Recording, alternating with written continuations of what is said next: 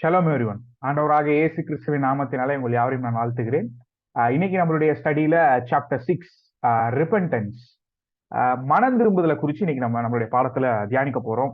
இந்த மனம் திரும்புதல் அப்படின்னு வரும்போது சும்மா மனம் திரும்பிட்டீங்களா, இல்ல நான் மனம் திரும்பிட்டேன், இல்ல நிறைய பேர் சொல்றதை நம்ம கேட்டிருப்போம். வயது முதிர்ந்த பரிசுத்தவான்கள் இல்ல சபை மக்கள் சொல்ற அவங்க அந்த மாதிரி பாவத்துல விழுந்திருந்தாங்க, மனம் திரும்பிட்டாங்க, இப்படி மனம் திரும்புதல் வந்துருச்சுன்னு சொல்லி நம்ம பைபிள்ல நிறைய எக்ஸாம்பிள்ஸ் பார்த்திருக்கோம். ஸோ மனம் திரும்புதலை தியானிக்கிறதுக்கு முன்னாடி மனம் திரும்புதல்னா என்னங்கிற அந்த டெர்மினாலஜி நமக்கு தெரியும். அது என்ன, அது எதை மீன் பண்ணுது அப்படின்னு பார்த்தா, மனம் திரும்புதல் is nothing but change of mind, change of contact. நம்மளுடைய செயல்பாடு, நம்ம ஒரு விஷயத்த செய்துட்டு இருக்கிறோம், தவறாய் செய்து கொண்டிருக்கிற விஷயத்திலிருந்து மாறி நம்முடைய இருதயத்தை மாற்றி நம்ம அதை செஞ்சதுக்கு ரெக்ரெட் ஆகி ரிமோர்ஸ் ஆகி மனங்கசந்து அதை மீண்டும் செய்யாம வேறொரு அதை விட்டு விட்டு வேறொரு வழிக்கு வருவது தான் மனம் திரும்புதல். உங்களுடைய நோட்ஸ்ல கொடுத்துருக்கேன் நானு. மனம் திரும்புதல் அப்படின்னா எவ்வாறு செயல்படுகிறது, ஹவ் இட் ஒர்க்ஸ், அது எப்படி செயல்படுது அப்படின்னு பார்த்தா, முதலாவது மனம் திரும்புதல் எவ்வாறு செயல்படுகிறது அப்படின்னு தெரிஞ்சுக்கிறதுக்கு முன்னாடி நம்ம என்ன பண்ணணும், அகராதியில டிக்ஷனரியில அதனுடைய மீனிங் என்ன அப்படின்னு நம்ம பார்க்கணும். தனிப்பட்ட ஒரு குற்ற உணர்வு, ஹோலி ஸ்பிரிட் நம்மளை கன்விக் பண்ணுவார், ஒரு கன்விக்ஷன். நான் குற்றவாளி, நான் பாவம் செஞ்சுட்டேன், நான் பாவி அப்படிங்கிற ஒரு கன்விக்ஷன் நமக்கு வரும்போது நம்ம அந்த குற்றத்தை உணர்ந்தவங்களா நம்ம என்ன பண்றோம், இனிமேல் இது நான் செய்ய மாட்டேன், நான் செய்ததுக்கு மனங்கசந்து நம்ம என்ன பண்றோம், மனதுல ஒரு கவலை வருது நமக்கு. அந்த மனக்கவலை வருது, அததான் நம்ம என்ன சொல்றோம், ரிமோர்ஸ் அப்படின்னு சொல்றோம் இங்கிலீஷ்ல. அந்த மனக்கவலை வந்ததன் பிற்பாடு நம்ம என்ன பண்றோம், நம்ம இனிமே அதை செய்ய மாட்டோம்னு சொல்லி மனம் திரும்புறோம். ஒரு வழியில இருக்கிறோம். எக்ஸாம்பிளுக்கு இப்படி கூட சொல்லலாம், ஒரு வழியில நம்ம போறோம், அந்த வழியில நம்ம அறியாத நேரத்துல அறியாத காலத்துல நீங்கெல்லாம் ஒரு வழியில போயிட்டு இருந்தோம். அந்த வழியில நம்ம இயேசு கிறிஸ்துவ அறிஞ்சதன் பிற்பாடு, நம்ம போற வழி தவறு அப்படின்னு தெரிஞ்சதன் பிற்பாடு நம்மளுடைய வழியை மாற்றி அந்த வழியில இல்ல வேறொரு வழியில் நம்ம என்ன பண்றோம், பயணிக்க தொடங்குகிறோம். அந்த வழிதான் என்ன, நம்ம போயிட்டு இருக்கக்கூடிய ஒரு வழி தவறான வழி நமக்கு தெரியுது, கன்விக்ட் ஆகுது. ஆண்டவராக இயேசு கிறிஸ்து நமக்கு என்ன பண்றாரு, அதை நமக்கு உணர்த்துறாரு, பரிசுத்த ஆவியானவர் உணர்த்துறாரு, கன்விக்ஷன் கிடைக்குது. நம்ம தவறான ஒரு வழியில போறோம், தவறான காரியத்தை செய்யறோம்னு அந்த கன்விக்ஷன் வந்தோடனே அந்த வழியில போறதை நம்ம என்ன பண்றோம், நம்ம செய்யறது தப்பு, இத்தனை நாள் செஞ்சுட்டு இருந்தது தப்புன்னு அறிஞ்சு நம்ம என்ன பண்றோம், மனக்கவலை அடைஞ்சு மீண்டும் அந்த வழியிலிருந்து வேறொரு வழிக்கு நேராக, சிலுவைக்கு நேராக நம்ம மாற்றி பயணிக்கக்கூடிய இந்த ஒரு விஷயம் தான் நம்மளுடைய ஆவிக்குரிய வாழ்க்கையில மனம் திரும்புதல் அப்படிங்கிற நம்ம பார்க்கிறோம். தனிப்பட்ட குற்ற உணர்வு மற்றும் உதவியற்ற தன்மை, மனிதனுடைய உதவியற்ற தன்மை, கடவுளின் கருணையை பற்றிய பயம் மற்றும் பாவத்திலிருந்து தப்பிக்க அல்லது காப்பாற்றப்பட வேண்டும் என்ற வலுவான ஆசை மற்றும் பாவத்தை மனமுவந்து கைவிடுதல் ஆகியவற்றை உள்ளடக்கிய மனதையும் நேர்மையாகவும் முழுமையாகவும் மாற்றுவது. என்னன்னா, தனிப்பட்ட குற்ற உணர்வு, நம்ம செய்யறது தப்பு அப்படிங்கிற ஒரு குற்ற உணர்வு நமக்குள்ள வருது. அதுல இருந்து வெளியில வர முடியல, நம்ம எவ்வளவோ ட்ரை பண்ணியும் நம்ம என்ன பண்ண முடியல, அந்த பாவத்துல இருந்து வெளியில வர முடியல. கடவுளின் கருணையை பற்றிய பயம், நம்ம கடவுள்கிட்ட போய் அவர் முன்னாடி போய் நிற்க வேண்டிய ஒரு இடத்துக்கு போய் நிக்கணும் அப்படின்னு நினைச்சாலும் நமக்கு என்ன வருது, பயமா இருக்கு. ஆதாம் என்ன பண்ணாரு, இதேதான் பண்ணாரு. குற்ற உணர்வு வந்த உடனே, அந்த பழத்தை சாப்பிட்ட உடனே என்ன ஆயிடுச்சு, குற்ற உணர்வு அவங்களுக்குள்ள வந்துருச்சு. நன்மை தீமை அறியத்தக்க கனியை சாப்பிட்ட உடனே அந்த குட் அண்ட் ஈவில் நாலேஜ் அவங்களுக்குள்ள வந்த உடனே அது வரைக்கும் ஓடி போய் தேவனுடைய சமூகத்துல முன்பு நிக்கிறவன் என்ன பண்றான், குற்ற உணர்வு வந்துருச்சு, கன்விக்ட் ஆயிருச்சு, அவனுக்கே தெரிஞ்சிருச்சு அவன் பண்ணது பாவம்னு ஓடி போய் இலதலையில எடுத்து கட்டிட்டு ஒரு மரத்துக்கு பின்னாடி, ஒரு செடிகளுக்கு பின்னாடி புதர்ல போய் ஒளியிரு. அப்போ குற்ற உணர்வு ஆட்டோமேட்டிக்கா வருது, தேவனுடைய பிரசன்னத்தை விட்டு விலகி ஓடுறான். அதே மாதிரி தேவனுடைய கருணையை பற்றிய பயம் வரும்.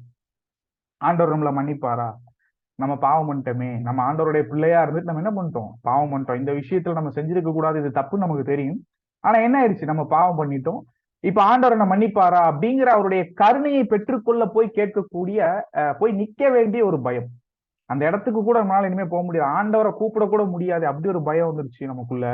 சோ மனிதனுக்குள்ள உதவியற்ற தன்மை, கடவுளின் கருணையை பற்றிய பயம், ஆண்டவருடைய கருணை தயவு எனக்கு இனிமே கிடைக்குமா, ஏற்கனவே என்ன கழுவி எடுத்தாரு, நான் மீண்டும் வேறொரு பாவத்தில் விழுந்துட்டேன் அப்படிங்கிற ஒரு பயம், குழப்பம், அச்சம்.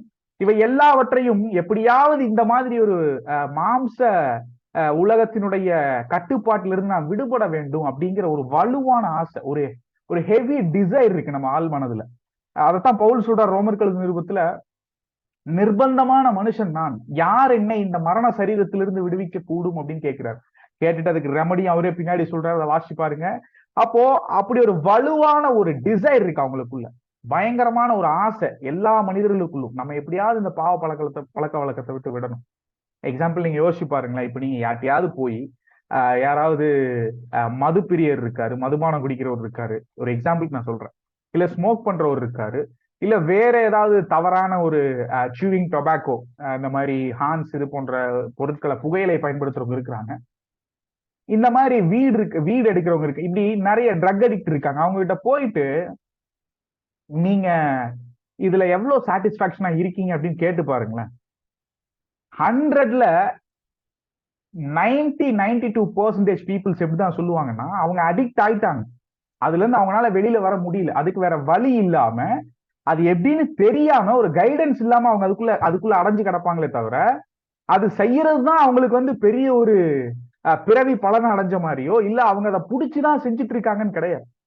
நீங்க நல்லா போய் அந்த ட்ரக் அடிக்ட் கிட்டயோ, இல்ல இந்த மாதிரி தவறான பழக்க வழக்கங்கள் இருக்கவங்ககிட்டயோ போய் கேட்டீங்கன்னா, அவங்களுடைய ஆள் மனசு என்னவாதான் இருக்கும்னா, எப்படியாவது இந்த பாவத்துல இருந்து நான் வெளியில வரணும், எப்படியாவது இந்த மதுபானம் குடிக்கிறதுல இருந்து நான் வெளியில வரணும், என் குடும்பம் இதனால பயங்கர சின்னாபின்னமாகுது, என் மனைவிக்கு என் பிள்ளைகளுக்கு இதனால சொசைட்டில பயங்கரமான ஒரு தீய பேரை கொண்டு வர்றவனா நான் இருக்கேன், நான் ஒரு சரியான ஒரு தகப்பனா இல்ல, சரியான ஒரு குடும்பத்திற்கு ஒரு பிள்ளையா இல்ல, நான் புகையில பயன்படுத்துறவனா இருக்கேன், இதனால என்னுடைய ஹெல்த்தும் ஸ்பாயில் ஆகுது, நான் ஒரு ஆக்டிவ் ஸ்மோக்கரா இருக்கேன்னா பாசிவ் ஸ்மோக்கர், என்னை சுத்தி இருக்கிறவங்களுக்கு அந்த புகை போறதுனால என்னை விட அவங்களுக்கு அதிகமான ஒரு அபாயத்தை உண்டு பண்றவனா நான் இருக்கிறேன் அப்படிங்கறதெல்லாம் யோசிக்கும் போது அவங்க நல்லா சொல்லுவாங்க, என்னால இதை விட முடியல அப்படின்னு சொல்லுவாங்க.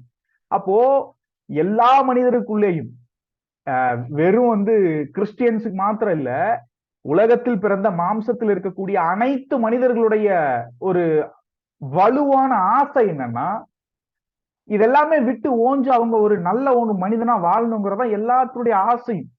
ஏன்னா அவங்களுடைய இருதயத்துல ஆண்டவர் என்னதான் பண்ணியிருக்காரு, நன்மை தீமை வச்சிருக்கிறாரு, அவங்களுக்குள்ளே நன்மையான ஒரு காரியங்கள்லாம் இருக்கு. அதனாலதான் இன்னைக்கு ஈவன் கிறிஸ்டியன்ஸை விட முஸ்லிம்ஸும் மாற்று மதத்தினர், நம்மளுடைய இந்து சகோதரர்கள் தான் என்ன பண்றாங்க, அதிகமான நற்கிரியைகளை செய்யறாங்க, நம்ம செய்யறத விட அவங்க தான் அதிகமா செய்யறாங்க. அப்போ அவங்கள பார்த்துட்டு நம்ம வந்து அவங்க இருதயத்துக்குள்ள வந்து நன்மை இல்லை அப்படின்னு நம்ம சொல்ல முடியாது. அதெல்லாம் இருக்க போய் தான் அவங்க என்ன பண்றாங்க, நம்மளை காட்டிலும் அதிகமான நற்கிரியைகளை செய்யறாங்க. ஆனா ஆண்டவர் என்ன சொன்னார், நம்மளதான் செய்ய சொன்னாரு. ஆனா அவங்க எதை ஃபாலோ பண்றாங்களோ இல்லையோ இதெல்லாம் ஃபாலோ பண்ணிட்டு இருக்காங்க. அப்போ வெறும் கிறிஸ்தவர்களுக்கு மாத்திரம்தான் அவங்களுடைய இருதயத்துல என்ன இருக்கும், பாவத்தினுடைய கன்விக்ஷன், பாவம் வந்து நம்ம மனம் திரும்பி நறுவழிக்கு போகணும்னு கிடையாது. இயேசு கிறிஸ்துவை அறியாத அனைவருக்குமே எப்படி இருக்கும், இருதயத்துல அவங்க பண்றது பாவம்னு தெரியும்.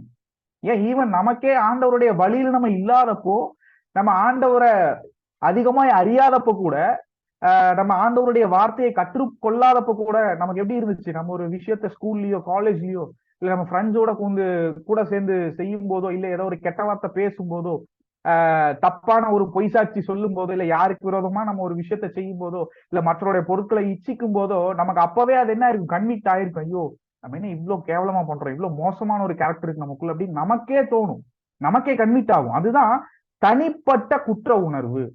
அப்ப இது எல்லாமே கிறிஸ்தவர்களுக்கு மாத்திரம் இல்ல, மனிதனாய் பிறந்திருக்கக்கூடிய மாம்சத்தில் இருக்கிற அனைவருக்கும் இந்த போராட்டம் இருக்கு. இதுல கர்த்தருடைய வார்த்தை தான் நம்மளை மனம் திரும்ப செஞ்சு நம்மள சாங்டிபிகேஷனுக்கு நேராக, ஜஸ்டிபிகேஷனுக்கு நேராக நம்ம நடத்துது.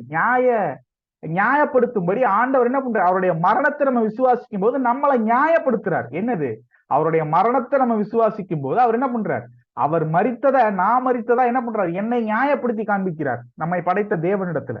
அதுதான் ஜஸ்டிபிகேஷன் அப்படிங்கிற ஒரு விஷயம். அதை அடுத்தடுத்து நம்ம சாப்டர்ஸ்ல படிக்க போறோம். இப்ப புரிஞ்சா, பேசிக்கான கான்செப்ட் உங்களுக்கு என்னன்னு புரிஞ்சிருக்கும். மனம் திரும்புதல்னா சும்மா நான் பாவம் பண்ண விட்டேன், மறுபடியும் 10 நாள் கழிச்சு மறுபடியும் பண்றேன், அது இல்ல, அது மனம் திரும்புதல் கிடையாது. உண்மையான மனம் திரும்புதல் என்பது பைபிள் எக்ஸாம்பிள் சொல்ல போனா லூக்கா 19 அதிகாரம் எடுத்து வாசி பாருங்க, சகேயுனுடைய காரியத்தை நம்ம பார்க்க முடியும். எடுங்க லூக்கா 19 அதிகாரம், நான் வாசிக்கிறேன், என்னோடு கூட சேர்ந்து திருப்பிக் கொள்ளுங்க. லூக்கா 19 1 முதல் 10 வசனம்.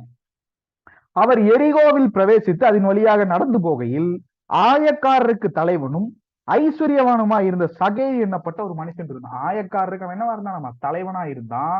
அது போக ரொம்ப ஒரு வெல்தியான ஒரு பர்சனா இருந்திருக்கான், ஐஸ்வர்யவானா இருந்திருக்கிறான். இயேசு எப்படிப்பட்டவரோ என்று அவரை பார்க்க வகை தேடினான். அவன் எப்படி இருந்தான், ரொம்ப ஷார்ட்டா இருந்தனால ஜனக்கூட்டத்திற்கு அவரை காணக்கூடாமல், என்ன ஆயிடுச்சு, அவ்வளவு கூட்டம் அவரை சூழ்ந்து இருந்ததுனால அவர் எப்படி பார்க்க முடியாம தெரிஞ்சுட்டு அவன் என்ன பண்றான், அவர் போகும் வழியில் முன்னாக ஓடி அவரை பார்க்கும்படி ஒரு காட்டத்தி மரத்தில் என்ன பண்றான், ஏறினான். அத்தி மரம், அத்தி மரம் காட்டுல வளர்ற ஒரு காட்டத்தி மரத்துல ஏறுறான். இயேசு அந்த இடத்தில் வந்த போது அண்ணாந்து பார்த்து அவனை கண்டு, சகேயுவே, நீ சீக்கிரமா இறங்கி வா, இன்றைக்கு நான் உன் வீட்டிலே தங்க வேண்டும் என்றார். இந்த இடத்துல அவன் ஓடி போய் இயேசுவை பார்க்கணும்னு சொல்லி அதுக்கான காரியத்தை செஞ்சு மரத்து மேல ஏறிக்கு வர்றான். அங்க வரும்போது ஆண்டவரே நின்று அவனை மேல பார்த்து என்ன பண்றாரு, சகேயுவே, நீ சீக்கிரம் இறங்கி வா, இன்னைக்கு அவன் வீட்டுல என்ன பண்ணணும், தங்க வேண்டும் அப்படிங்கிறார். அவன் சீக்கிரமா இறங்கி என்ன பண்றான், சந்தோஷத்தோட, ஐயோ நம்ம இவரை பார்க்கல நினைச்சா என்ன ஆயிடுச்சு, இந்த தெய்வமே இவரே நம்மளை பார்த்துட்டு நீ இறங்கி வா, உன் வீட்டுல நான் தங்கணுங்கிறாரே. ஒரு வழக்கமான பழமொழி சொல் இருக்கும், நம்மளாம் நிறைய பேசுவோம்ல, கும்பிட போன தெய்வம் குறுக்க வந்த மாதிரி அப்படின்லாம் சொல்லுவாங்க. கிராமங்கள்ல எல்லாம் சொல்லுவாங்க, இப்ப யாரும் அதை பயன்படுத்துறது இல்ல. அப்போ அந்த மாதிரி ஒரு சொல்தான், அவரை பார்க்கணும்னு போய் இருந்த ஒரு சகேயுவுக்கு அடிச்ச ஒரு வரம் பாருங்க. அவரே நின்று சகேயுவை பார்த்து, இன்னைக்கு அதை சொல்ல போனா ஒரு நல்ல பாப்புலரான ஒரு கிரிக்கெட் பிளேயரோ இல்ல ஒரு செலிபிரிட்டியோ அவங்கள பார்க்கணும், அவங்க கூட செல்ஃபி எடுக்கணும்னு போய் ஒரு ஆள் நிற்கும் போது அவங்களே இவங்களை பார்த்து அவங்கள கூப்பிடுங்கன்னு கூப்பிட்டு செல்ஃபி எடுத்து அவங்க கார்ல ஏத்தி போனா எப்படி இருக்கும், இல்ல அவங்க வீட்டுக்கு வா போலான்னு கூப்பிட்டு போனா எப்படி இருக்கும். சோ அந்த மாதிரி ஒரு இன்சிடென்ட் தான் யாருக்கு நடந்திருக்கு, சகேயுக்கு நடந்திருக்கு. சகேயுவை பார்த்து இப்படி சொன்னோன்னே அவருக்கு சந்தோஷம் தாங்க முடியல. ஏன்னா அந்த அவர் இருந்த அந்த யூதேயா முழுவதும், சீரியா முழுவதும் அவருடைய புகழ் என்ன இருக்கு, பரவி இருக்கு. ஏன்னா இவர் செஞ்ச அற்புத அடையாளம், இவரால் இருக்கக்கூடிய ஜனங்கள் அந்த புசிச்சது, மரணத்துல இருந்து ஆட்களை எழுப்புனது, பிசாசை துரத்துனது அப்படின்னு ஏராளமான அற்புதங்கள் நடந்தவர் நம்மளை பார்த்து நம்மளை அக்னாலேஜ் பண்ணி சகேயு பேரு சொல்லி கூப்பிடுறாருன்னா அப்ப நம்மளை தெரிஞ்சிருக்கு அவருக்குன்னு சொல்லி அந்த சந்தோஷம் அவனால தாங்க முடியல. என்ன பண்றான், இறங்கி ஓடுறான். அவருக்கு முன்னாடி வீட்டுக்கு அவருக்கு கீழே இறங்கி ஓடி வந்து அவன் சீக்கிரமா இறங்கி சந்தோஷத்தோட அவரை அழைத்து கொண்டு போனான், இங்க அவருடைய வீட்டுக்கு கூட்டு போறான். அதை கண்ட யாவரும், இதை பார்த்துட்டு இருக்க சுத்தி இருக்கக்கூடிய எல்லா ஜனங்களும் என்ன பண்றாங்க, இவனே ஒரு பாவியான மனுஷன். ஏன்னா அவனை அட்டஸ்ட் பண்ணும் போதே வசனம் என்ன சொல்லுது, ஆயக்காரருக்கு தலைவனும் அப்படின்னா அந்த காலத்துல இருந்த ஆயக்காரர்கள் அப்படின்னா இவங்கெல்லாம் அந்த டாக்ஸ் கலெக்டர்ஸ், இவங்களுக்கு எல்லாம் ஒரு ஹெட் மாதிரி இருந்திருக்கான். என்னன்னா பணம் கொடுக்கறது, பணம் வாங்குறதுல அதிகமான வட்டியை போட்டு ஜனங்களை வந்து என்ன பண்றது, டார்ச்சர் பண்ணி வரி அதிகமா கட்டுன்னு சொல்லி அவங்கள போட்டு நெருக்கி கழுத்தை பிடிச்சி பணம் வாங்குற ஆட்களுக்கெல்லாம் இவன் ஒரு தலைவனா இருந்திருக்கான். ஏன்னா அவன் அப்படிதான் வந்து வசனம் சொல்லுது. அப்போ சகே என்ன பண்றான், அவனை பார்த்துட்டு இந்த ஜனங்கள்லாம் சொல்றாங்க, இவனே ஒரு பாவியான மனுஷன், இவன் வீட்டுல போய் ஒரு தங்கணுங்கிறாரு அப்படின்னு சொல்லிட்டு இவங்க சுத்தி இருக்கிறவங்க என்ன பண்றாங்க, முறுமுறுக்கிறாங்க. மர்மரிங் பண்றாங்க. என்னன்னா அவங்களுக்குள்ளேயே ஒரு மாதிரி குசு குசு குசுன்னு பேசிக்கிறாங்க, காசிப் பேசிக்கிறாங்க, முறுமுறுக்கிறாங்க.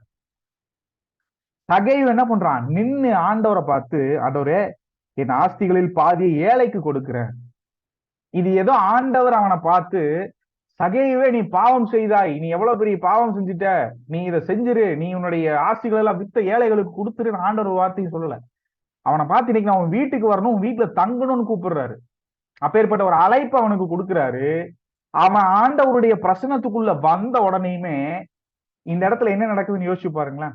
ஜஸ்ட் இமேஜின், அவன் கன்விக்ட் ஆகப்படுறான். அவனுக்குள்ள பரிசுத்த ஆவியானவர் என்ன பண்றாரு, கன்விக்ஷனை கொடுக்கிறாரு. தனிப்பட்ட குற்ற உணர்வு வருது அவனுக்குள்ள. நம்ம எவ்வளவு பெரிய பாவி, எவ்வளவு ஒரு அபாண்டமான ஒரு வரியை செலுத்தி இந்த அரசாங்கத்துக்கு, இந்த ரோம அரசாங்கங்களுக்கு நம்ம என்ன பண்றோம், நம்முடைய சகோதரருக்கு பணத்தை பிடுங்கி அவங்களுக்கு கொடுத்துட்டு இருக்கோம். இவங்களுக்கு நம்ம பணத்தை கொடுத்து அதுக்கு அதிகமான கடனை, அந்த பணத்தை வசூலிச்சு நம்ம என்ன பண்றோம், அவருடைய வயிற்றுல அடிச்சு நம்ம பிழைப்பு நடத்திட்டு இருக்கோம் அப்படின்னு அவனுக்குள்ள ஒரு குற்ற உணர்வு வருது. அவனை பார்த்துட்டு என்ன பண்றான், நேரம் ஆண்டவர்கிட்ட போய் என்ன சொல்றான், ஆண்டவரே என் ஆஸ்திகளில் நான் சேர்த்து வச்சிருக்கக்கூடிய என்னுடைய வெல்த்ல, அவன் ஏதோ என்னுடைய கையில இருக்கிற பணத்துல பாய் தரேன்னு சொல்ல, அவனுடைய ஆஸ்தி, அவன் இதுவரைக்கும் சேர்த்துன வெல்த்ல பாதியை ஏழைகளுக்கு கொடுக்கிறேன். நான் வாங்கினவனுக்கு அவனுக்கு இவனுக்கெல்லாம் இல்ல, ஒண்ணும் இல்லாம எவன்லாம் இருக்கானோ அத்தனை ஏழைகளுக்கும் நான் என் பாதியை மொத்தமா கொடுக்குறேன், வித்து கொடுக்குறேன். நான் ஒருவனிடத்தில் எதையாகிலும் அநியாயமாய் வாங்கினது உண்டானால், அவன் வாங்கியிருக்கான்னு அவனுக்கு தெரியும். அதனாலதான் அவனுடைய வாயிலிருந்து இந்த வார்த்தை வருது. நான் யார்ட்டெல்லாம் அநியாயமா வரியை வசூலிச்சனோ, பணத்தை வாங்கணும், அவனுக்குலாம் என்ன பண்றேன், நாளத்தனையாக திரும்ப செலுத்துகிறேன்.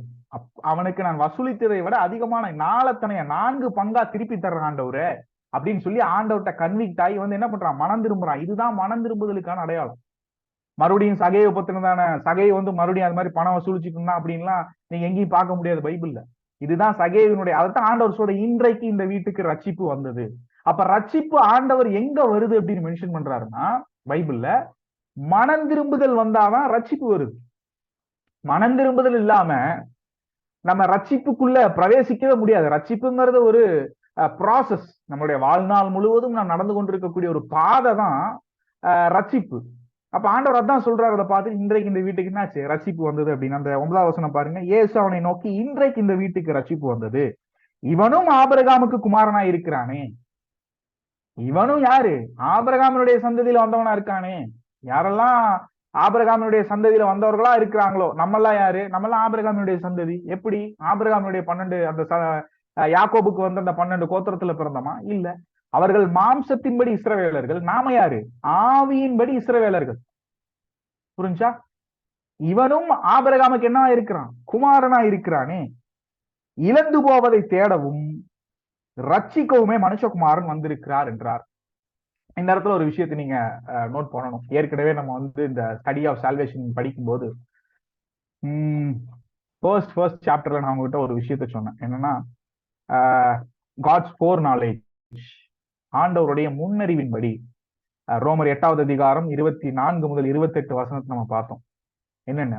அன்றியும் தேவன் யாரை முன்னறிந்திருக்கிறாரோ அவங்களை என்ன பண்ணிருக்காரு? முன்குறித்தும் இருக்கிறார். ஆண்டவருடைய ஃபோர் நாலேஜ்ல, அதாவது இந்த உலகத்தினுடைய ஃபவுண்டேஷன்ஸை போடுறதுக்கு முன்னாடி, இந்த பூமியை படைக்கிறதுக்கு முன்னாடி, ஆதாம் ஏவாளை படைக்கிறதுக்கு முன்னாடி, இந்த பூமியில் உள்ளவைகளை படைக்கிறதுக்கு முன்னாடி, எபேசியர் 1வது எடுத்து வாசி பாருங்க. அதுக்கு முன்னாடியே நம்மளை பற்றினதான திட்டம் யாருக்கு இருந்தது? ஆண்டவருக்கு இருந்தது, பிதாவாகிய தேவனுக்கு இருந்தது. அந்த ஃபோர் நாலேஜ்ல இருந்து நம்மளை ரட்சிக்க வேண்டும். ஆபிரகாம்னு ஒருத்தர் வருவார், ஆதாம்னு ஒருத்தர் வருவான், இந்த பாவத்துல விழுவான், அவனுக்கு பின்னாடி வரக்கூடிய சந்ததி. இது எல்லாமே ஆண்டவருக்கு முதல்ல தெரியும். அப்புறம் ஏன் ஆண்டவர் அதை ஸ்டாப் பண்ணல அப்படின்னா, அதுதான் அவருடைய சாவரினிட்டி, அதுதான் அவருடைய இறையாண்மை. அதை நம்ம கொஸ்டின் பண்ண முடியாது. மனிதனாகவே ஒரு நாளும் ஆண்டவரை தேட முடியாது. அதற்கான பிராய சித்தத்தை ஆண்டவர் செஞ்சு அவர் எப்பேற்பட்ட தேவன், அவருடைய அன்பு என்னன்னு நமக்கு தெரியப்படுத்தணும். அப்படிங்கிறது அவருடைய முழு சித்தம். அப்போ நம்ம எல்லா விஷயமே இன்னைக்கு நமக்கு யாரோ ஜோசியம் சொல்ற மாதிரி சொல்லிட்டே இருக்காங்க, குறி சொல்ற மாதிரி சொல்லிட்டே இருக்காங்க. இங்க போய் இது நடக்கும், அங்க போய் அது பொண்ணு, நாளைக்கு உனக்கு அது கிடைக்கும் அப்படின்ட்டு இருந்தா உங்க லைஃப்ல நீங்க எதையுமே செய்ய மாட்டீங்க. எதையுமே நம்ம செய்ய போக மாட்டோம். நமக்கு ஒரு கெட்ட காரியம் நடக்க போகுது அப்படின்னா தெரிஞ்சுக்கிட்டே யாராவது போய் ஒரு வியாபாரம் பண்ணுவாங்களா? இல்ல தெரிஞ்சுக்கிட்டே போய் யாராவது ஒரு பிசினஸ் தொடங்குவாங்களா? யாருமே எதுவுமே செய்ய மாட்டோம். நம்மளுடைய வாழ்க்கைய நாம் வாழும்படிக்கு ஆண்டவர் நமக்கு கொடுத்திருக்கக்கூடிய, அவருடைய நாமத்தின் மகிமைக்கென்று வாழ ஆண்டவர் நமக்கு கொடுத்திருக்கக்கூடிய ஃப்ரீ வில்ல யூஸ் பண்ண மாட்டோம். எல்லாமே ஒரு ஆள் நமக்கு குறி சொல்ற மாதிரி சொல்லி நமக்கு முன்னாடியே தெரிஞ்சுட்டே இருந்தா யாரும் எதையும் செய்ய மாட்டோம். ஆண்டவருடைய திட்டம் என்ன? நம்ம பழுகி பெருகி பூமியை நிரப்பணும், கர்த்தருடைய நாமத்திற்கு மகிமையா ஜீவிக்கணும், இந்த உலகத்திற்கு ஒத்த வேஷம் தெரியாம தேவனுக்கு ஏற்ற ஒரு சந்ததியா இந்த பூமியில் இருக்கணும். அப்போ ஆண்டவர் ஏன் அதை செய்யறாருன்னா, அவருக்கு எல்லாமே தெரிஞ்சிருந்தாலும் சப்போஸ் அது தப்பா போனா கூட அதையும் திருத்தக்கூடிய ஒரு நாலேஜ் ஆண்டவருக்கு இருக்கு. அதற்கான திட்டங்களை அவர் என்ன பண்ணிட்டாரு? முன்னாடியே போட்டு வச்சிருக்காரு. யோசிச்சு பாருங்களேன். சகைவு மாதிரிதான் நம்மளும். நம்ம ஒரு காலத்துல நம்ம வளர்ந்தது எல்லாமே, நீங்க எல்லாருமே எத்தனை பேர் அப்படி ஒரு பேக்ரவுண்ட் வந்தீங்கன்னு எனக்கு தெரியாது. நான் வளர்ந்தது எல்லாமே என்னவாதான் இருந்தது? சிபிஎம் பேக்ரவுண்ட் தான். பயங்கரமான ஒரு ராடிக்கல் கிறிஸ்டியன் ஃபேமிலி. இது பண்ணக்கூடாது, அது பண்ணக்கூடாது, பயங்கர கன்சர்வேட்டிவ். சொல்ல போனா நான்லாம் தனியா ப்ராட்டஸ்டன்ட் மினிஸ்ட்ரி பண்றதுக்கு முன்னாடி வரைக்கும் என்ன இல்லை, மீசை வைக்க மாட்டேன், தாடி வைக்க மாட்டேன். ஏன்னா சிபிஎம்ல எல்லாருமே மீசை தாடியில இல்லாம தான் இருப்பாங்க. முடியெல்லாம் அப்படி வச்சுக்க கூடாது, கிருதா இது வரைக்கும் இருக்கக்கூடாது, இது வரைக்கும் எடுக்கணும். ஸோ நிறைய ப்ராப்ளம்ஸ் நானே ஃபேஸ் பண்ணியிருக்கேன். ஸோ அந்த பேக்ரவுண்ட்ல இருந்து வந்ததுனால. அப்போ இந்த அளவுக்கு ரொம்ப தீவிரமான கன்சர்வேட்டிவான ஒரு ஃபேமிலியில பிறந்தனா கூட என்னோட டீனேஜ் வரும்போது நானே வழி தவறி போறேன். உலகத்துல இருக்கக்கூடிய என்னுடைய ஃப்ரெண்ட்ஸை பார்த்துட்டு அவங்க அப்படி இருக்காங்க, நம்ம ஏன் அப்படி இருக்கிறோம், நம்ம என்ன ஒரு வாழ்க்கையை வாழ தெரியாத ஒரு ஆளா இருக்குன்னு சொல்லி நான் என்ன பண்றேன்? அதனால கேட்ரு பண்ணப்பட்டு நான் என்ன பண்றேன்? இழுப்பு அந்த உலகத்தினுடைய காரியம் என்ன இழுக்குது. நானும் மற்றவங்களமா இருந்தா என்ன, நம்ம மட்டும் ஏன் ஒரு தனியா ஏதோ ஒரு ஜடமாட்டம் இருக்கும் அப்படிங்கிற மாதிரி எண்ணங்கள் நமக்குள்ள வருது. நானும் அதனால இழுப்புண்டேன். அப்போ ஆண்டவருக்கு தெரியும் நான் இந்த மாதிரி போவேன், சோரம் போவேன். திருப்பியும் ஆண்டவர் என்ன பண்றாரு? ஏற்ற வேலை வரும்போது என்ன பேக் ஆன் ட்ராக் கொண்டு வர ஆண்டவர். மறுபடியும் என்ன எங்க போட்டு கடிவாளம் போட்டா என்ன எங்க கொண்டு வர முடியும், எங்க கொண்டு வந்து நிறுத்த முடியும்னு ஆண்டவருக்கு தெரியும். சோ ஆண்டவருக்கு இது தெரிஞ்சிருந்தா கூட ஆண்டவர் அதை பண்ணாம விடல. இல்ல, புரிஞ்சா உங்களுக்கு நான் என்ன சொல்ல வரேன்னா, அது பண்ணாம விடல. சோ அப்படி ஒரு சூழ்நிலைக்குள்ள நான் போல அப்படின்னா, அதை நான் எக்ஸ்பீரியன்ஸ் பண்ணல அப்படின்னா, என்னுடைய பின்னாட்களை நான் இப்படி ஒரு நிலைமைக்கு வந்திருக்க மாட்டேன். எல்லாமே பெர்ஃபெக்ட்டா இருக்கு, எக்ஸலன்சியா இருக்கு அப்படிங்கும்போது நம்ம எதுவுமே எதிர்பார்க்க முடியாது. இப்ப ஆண்டவர் ஒரு மனுஷனை பயன்படுத்தணும் அப்படின்னா முதல்ல அவனை உடைக்கணும், அவனை நொறுக்கணும், அவனை மென் பண்ணணும், அவனை பிளெண்ட் பண்ணணும், அவனை குத்தணும். அப்படி நம்மளுடைய எல்லா பழக்க வழக்கங்கள் எல்லாத்தையும் உடைச்சு ஒண்ணும் இல்லாம தான் ஆண்டவர் என்ன பண்றாரு, ஒரு மனிதனை தூக்கி எடுத்து பயன்படுத்துறாரு. இதே மாதிரி இஸ்ரவேல் ஜனங்களை நீங்க அவங்களுடைய வரலாறு எடுத்து பாத்தீங்கன்னா, ஓசியான்னு ஒரு தீர்க்கதரிசி இருக்காரு. அவர்கிட்ட போய் நீ ஒரு வேசி என்ன பண்ணு, திருமணம் பண்ணு அப்படிங்கிறாரு. இதை யாருக்கு நிழலாட்டமா சொல்றாருன்னா, இப்படித்தான் இஸ்ரவேல் என்ன பண்ணா, இஸ்ரவேலனா இப்படித்தான் ஓசியா வந்து யெகோவா தேவன் மாதிரி ஒரு வேசியை போய் திருமணம் பண்ணினப்போ யாரு இது, இஸ்ரவேலை எனக்கு மனவாட்டியா தெரிஞ்சுக்கொண்டேன். ஆனா அவன் என்ன பண்றா, மறுபடியும் வேசித்தனம் பண்றா அப்படின்னு சொல்லி அவனுடைய ஓசியாவினுடைய வாழ்க்கையை வச்சு ஒரு நிழலாட்டமா ஒரு காரியத்தை அவங்களுக்கு சொல்றாரு, ஒரு ஒரு மெசேஜ சொல்றாரு. அப்போ அது மாதிரிதான் நம்ம சோரம் போவோம்னு தெரியும், நம்ம விக்கிரகாராதனை பண்ணுவோம்னு ஆண்டவருக்கு தெரியும், நம்ம பாவத்துல விழுவோம்னு ஆண்டவருக்கு தெரியும். ஆனால் ஆண்டவர் என்ன பண்றாரு, கிருபையா நம்மள என்ன பண்றாரு, விடல. அப்படியே போ, அப்படியே போய் நாசமா போ, அப்படியே உருப்படாம போன ஆண்டவர் விடல. ஏன்னா அவர் தகப்பனா இருக்கனால என்ன பண்றாரு, எங்க என் மகனை பிடிச்சா, எங்க என் மகளை பிடிச்சா எப்படி வருவான்னு அவருக்கு தெரியும். அதைத்தான் இந்த வசனம் 10வது வசனம் சொல்லுது, இழந்து போனதை தேடவும் ரட்சிக்கவுமே. இந்த ஒரு வசனத்துலதான் இதெல்லாமே இருக்கு. ஏன்னா இதெல்லாம் நம்ம வாசிக்க வாசிக்க உங்களுக்கே தெரியும், நீங்க அதை அனலைஸ் பண்ணி பாருங்க. நான் ஃபர்ஸ்ட் என்ன சொன்னா, காட்ஸ் ஃபோர் நாலேஜ். அப்போ அவருடைய நாலேஜ்ல இது இருக்கு. என்னன்னு, சகேயுவை நான் இழந்து போயிட்டேன். ஏன், அந்த காலம் வர்ற வரைக்கும் சகேயு அதே இஸ்ரவேலர்கள் தான். ஆனா ரோமர்களுக்கு சேவகம் பண்றேன் அப்படின்னு சொல்லி தன் சொந்த சகோதரர்களை என்ன பண்ணிட்டு இருக்கான், அநியாயமா கொள்ளையடிச்சிட்டு இருக்கானே. அப்போ அவன் என்ன பண்ணான், கர்த்தருடைய கற்பனை கட்டளைகளை செய்யல, மாறா என்ன பண்ணிட்டு இருக்கான், கர்த்தருடைய கற்பனை கட்டளைகளுக்கு விரோதமா நடந்துட்டு இருக்கான் அந்த காலகட்டத்துல. அப்போ அங்க என்ன ஆயிட்டான், தேவனுடைய வழிகளை விட்டு போயிட்டான், இந்த யெகோவா தேவனை விட்டு போயிட்டான். அதான் ஆண்டவர் வந்தப்போ ஆண்டவர் சொல்றாரு, இழந்து போனதை தேடவும். அவ்வளவு பியூட்டிஃபுல்லான ஒரு வசனம், ரட்சிக்கவுமே. அப்போ சகேயு என்ன பண்ணா, தன் நிலையில் இல்ல, யெகோவா தேவனுடைய பிள்ளைங்கிற நிலையில் இல்ல, மனவாட்டிங்கிற இடத்துல இல்ல. அவன் என்ன பண்ணிட்டான், தன் நிலையை இழந்து எங்கேயோ போயிட்டு இருந்தவன ஆண்டவராக இயேசு கிறிஸ்து வந்து என்ன பண்றாரு, அதனாலதான் அன்றைக்கு அவர் சொல்ற, இன்றைக்கு இந்த வீட்டுக்கு ரட்சிப்பு வந்தது. எங்கேயோ எப்படியோ ஓடிட்டு இருந்தான், பயங்கரமான காரியத்தெல்லாம் செஞ்சு என்ன பண்ணிட்டு இருந்தான், தனக்கு சொத்து சேர்த்திட்டு இருந்தான், அடுத்தவனுடைய வயிற்றுல அடிச்சு பணம் சேர்த்திட்டு இருந்தான். ஆனா ஆண்டவர் கரெக்டா போய் அந்த மரத்து மேல அவன் உட்காந்துட்டு இருக்கிறவனை பார்த்து அவனை பாக்குறதுக்கு தான் அந்த வழியா ஆண்டவர் போறார். அந்த டோட்டல் இன்சிடென்ட்டை எப்படி பிளான் ஆகுதுன்னா, பியூட்டிஃபுல்லா ஆண்டவர் என்ன பண்றாரு, அவனை பார்க்கணும், அவன்கிட்ட அவனை ரட்சிப்புக்குள்ள கொண்டு வரணும்னு மாத்திரம் தான் ஆண்டவர் அந்த வழியில போறார். அப்போ இவ்வளோ விஷயம் நடக்கும்போது அதை அப்படியே நம்மளுடைய லைஃப்ல நீங்க ரிலேட் பண்ணி பாருங்க. நம்மளும் அப்படிதான் இருந்தோம், தனிப்பட்ட குற்ற உணர்வு எல்லாம் சரிதான். நம்மளும் மறுபடியும் என்ன ஆனோம், ஆண்டவருக்காக ஃபயரா இருக்கணும்னு சொல்லி என்னென்னமோ காரியங்கள்லாம் பண்ணிட்டு வந்தோம். திருப்பியும் ஒரு 2-3 வருஷத்துல, ஒரு 5 வருஷத்துல மறுபடியும் என்னாச்சு, நம்மளுடைய ஃபெய்த்ல ஒரு சின்ன சர்க்கிள், நம்ம சரியான விஷயத்தை தான் நம்புறோமா. இதுல இடையில வந்து 1000 பேர் வந்து என்ன பண்ணுவாங்க, நிறைய ஐடியாஸ் கொடுப்பாங்க. இஸ்லாம் தான் அப்படி, கிறிஸ்டியானிட்டி வந்து ரொம்ப மோசமானது, அதுல பாத்தீங்களா இப்படி கொண்டாங்க அப்படி கொண்டாங்கலாம் இருக்கு, ஆபாசமான வார்த்தைகள்லாம் இருக்கு பாத்தீங்களா. அப்சலோம் வந்து தன்னுடைய தங்கச்சி, அவனுடைய தங்கச்சியவே இவனுங்க, அப்சலோம் வந்து என்ன பண்ணான், தன்னுடைய சகோதரனே குத்தி கொண்டுட்டான். தாமார அவனுடைய சகோதரனை என்ன பண்ணிட்டான், தாவீதுடைய குமாரன், அவனே என்ன பண்ணிட்டான், சகோதரி முறைக்கு வர்றவளை என்ன பண்ணிட்டான், மனைவி ஆக்கணும்னு பார்த்து அவளை என்ன பண்ணிட்டான், கெடுத்துட்டான். அப்படின்னு நிறைய இந்த மாதிரி விஷயங்கள்லாம் சொல்லும் போது நமக்கு கூட சில டைம்ல என்ன இருக்கும், ஐயோ இப்படிலாம் இருக்கு, ஆமா கரெக்டா சொல்றாங்களே அப்படின்லாம் தோணும். ஆனா அதெல்லாம் ஏன் இருக்கு அப்படின்னா, அதே மாதிரி நம்மளும் பண்ணணும்னு இல்ல, அதெல்லாம் பண்ணக்கூடாது. பைபிள்ல இப்படி எல்லாம் பண்ணுங்கிற விஷயம் ஏராளமா இருந்தாலும், இப்படி எல்லாம் மதிகட்டத்தனமாய் பண்ணி ஒன்றும் இல்லாமல் அழிந்து போன வரலாறுகள் நிறைய இருக்கு.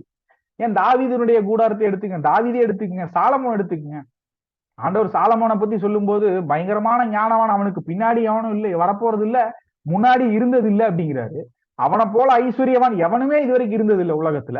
அப்படி இருக்கும்போது அவனுடைய பின்னாட்களை பாருங்களேன், ஏராளமான மனைவிகள், மறுமனையாட்டிகள், எல்லா புறஜாதி பெண்கள், அவர்களை திருமணம் பண்ணா அவங்க என்ன பண்ணாங்க, அவனுடைய இருதயத்தை யெகோவா தேவன் கிட்ட இருந்து அப்படியே வழுவி கொண்டு போயிட்டாங்க. அப்படியே அவனுடைய இருதயத்தை மாற்றி கொண்டு போய் கடைசி என்ன அவன பாகால்களுக்கு பலியிடுறவனாகவும் மேடைகளை கட்டினவனாகவும் தூபம் காட்டுறவனாகவும் மாறி கடைசி நாட்கள்ல அவன் மறிக்கும் போது புத்தியெல்லாம் வந்துதான் பிரசங்கி எழுதுறான்.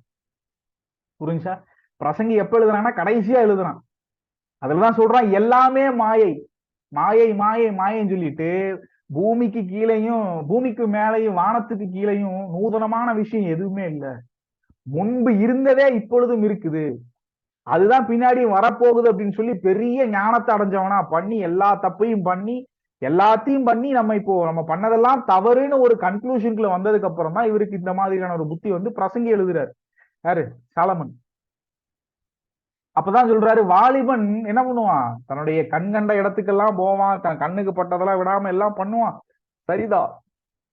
ஆனாலும் ஆண்டவர் என்ன பண்றாரு, கடைசியிலே தன்னை கொண்டு வந்து எல்லாவற்றிலும் நியாயத்திலே நிறுத்துவார் என்பதை அறிந்து நடக்கணும்னு சொல்லி ஒரு பாயிண்ட வச்சுட்டு தான் அவர் என்ன பண்றாரு, பிரசங்கிய முடிக்கிறார். அப்போ ஆண்டவருடைய ஃபோர் நாலேஜ் நம்ம அறிஞ்சுக்கிட்டோம். மனம் திரும்புதல்ல முழுவதுமாக நம்மள மனம் திரும்புதலுக்கு நேராக நடத்துறதே ஆண்டவர் தான். புரிஞ்சா? ஒரு எக்ஸாம்பிள் எடுத்துக்கோங்களேன். இப்போ ஒரு மீட்டிங் நடக்குது, ஒரு இவாஞ்சலிஸ்டிக் மீட்டிங் நடக்குது. அந்த இவாஞ்சலிஸ்டிக் மீட்டிங்ல அதனுடைய பர்பஸே என்னன்னா, சுவிசேஷத்தை அறிவிச்சு வர்றவங்களை கிறிஸ்துவுக்கு நேராக மாற்றுவது, கிறிஸ்துவின் இடத்தில் திருப்புவது தான் இவாஞ்சலிஸ்டிக் மீட்டிங்.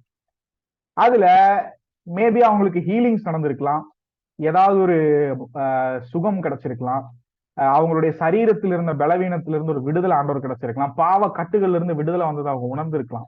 அந்த மாதிரி வந்து ரசிக்கப்படுறவங்க நிறைய பேர் இருக்காங்க. அப்போ இதை கேட்கிறவங்க 1000 பேர் இருந்தாலும் கடைசி ஆல்டர் கால் கொடுக்கும்போது யாரெல்லாம் ஆண்டவராக இயேசு கிறிஸ்துவை ஏத்துக்கிறீங்கும் போது அங்க முன்னாடி வர்றவங்க ஏதோ 10 பேர் 100 பேரா தான் இருப்பாங்க. அந்த 1000 பேருமே என்ன பண்றது இல்லை, ஆண்டவராக இயேசு கிறிஸ்துவை ஏற்றுக்கொள்றது இல்லை. அப்போ அவங்க எல்லாம் மனம் திரும்பலையா, அவங்களுக்குள்ளயும் கன்விக்ஷன் போயிருக்குல்ல. ஏன்னா ஆண்டவர் அவங்களையும் தீர்க்கதரிசியை வச்சோ இல்ல அங்க இருக்கக்கூடிய சுவிசேஷகரை வச்சோ ஆண்டவர் பேசும்போது வார்த்தையை கொடுக்கும்போது அவங்களுடைய தவறுகளையும் என்ன என்ன இருக்கும், சுட்டி காட்டப்பட்டிருக்கும். இந்த தவறுகள் எல்லாம் நீங்க செய்யறீங்க, நீங்க எந்த பாவத்தை செய்தாலும் என்ன பண்ணுங்க, இயேசு கிட்ட வாங்க, ஆண்டவர் உங்களை விடுவிப்பாருன்னு அவர் அங்க வசனத்தை ஆண்டவருடைய வார்த்தைய கொடுத்துட்டு இருக்கும் போது அதெல்லாம் கேட்டவங்க தங்களை தான் சொல்றாங்க, தங்களுடைய பாவத்தை தான் சொல்றாங்கன்னு அறிஞ்சிருந்தும் என்ன பண்ணுவாங்க, அவங்களுடைய இருதயத்தை கடினப்படுத்திட்டு மனம் திரும்பாம அப்படியே அந்த மீட்டிங்கை முடிச்சுட்டு போறவங்க நிறைய பேர் இருக்காங்க, ஏராளமான பேர் இருக்காங்க. அப்போ மனம் திரும்புதல்ங்கிறது வெறும் மனுஷனா டைரக்டா போய் மனம் திரும்பிடுவானா அப்படின்னு கிடையாது. அதுக்கும் யார் தான் நமக்கு ஹெல்ப் பண்ணணும், ஆண்டவர் தான் நமக்கு ஹெல்ப் பண்ணணும். ஓகேவா? மனம் திரும்புதல் என்பது எந்த அடிப்படையில் அப்படின்னு பார்த்தா ஒரு மனமாற்றம், சேஞ்ச் ஆஃப் மைண்ட். நான் சொன்னேன் நம்ம சேஞ்ச் ஆஃப் மைண்ட் அப்படின்னா நமக்கு உலக பிரகாரமான வேலைகளை செய்யறது ரொம்ப பிடிக்கும், உலக பிரகாரமான என்டர்டைன்மெண்ட் செய்வது ரொம்ப பிடிக்கும், டைமை விரயப்படுத்துறது ரொம்ப பிடிக்கும். நம்ம உலக பிரகாரமா போய் அவங்கெல்லாம் சினிமாக்கு போற மாதிரியோ இல்ல வேற ஏதாவது என்டர்டைன்மெண்டான ஒரு காரியத்தை வேற ஏதாவது ஒரு விஷயங்களை செய்யற மாதிரி நம்மளும் அப்படித்தான் செஞ்சுட்டு இருந்திருப்போம். மனம் திரும்பினதுக்கு அப்புறம் ரீஜெனரேட் நம்ம அதை செய்ய மாட்டோம். புரிஞ்சவங்களுக்கு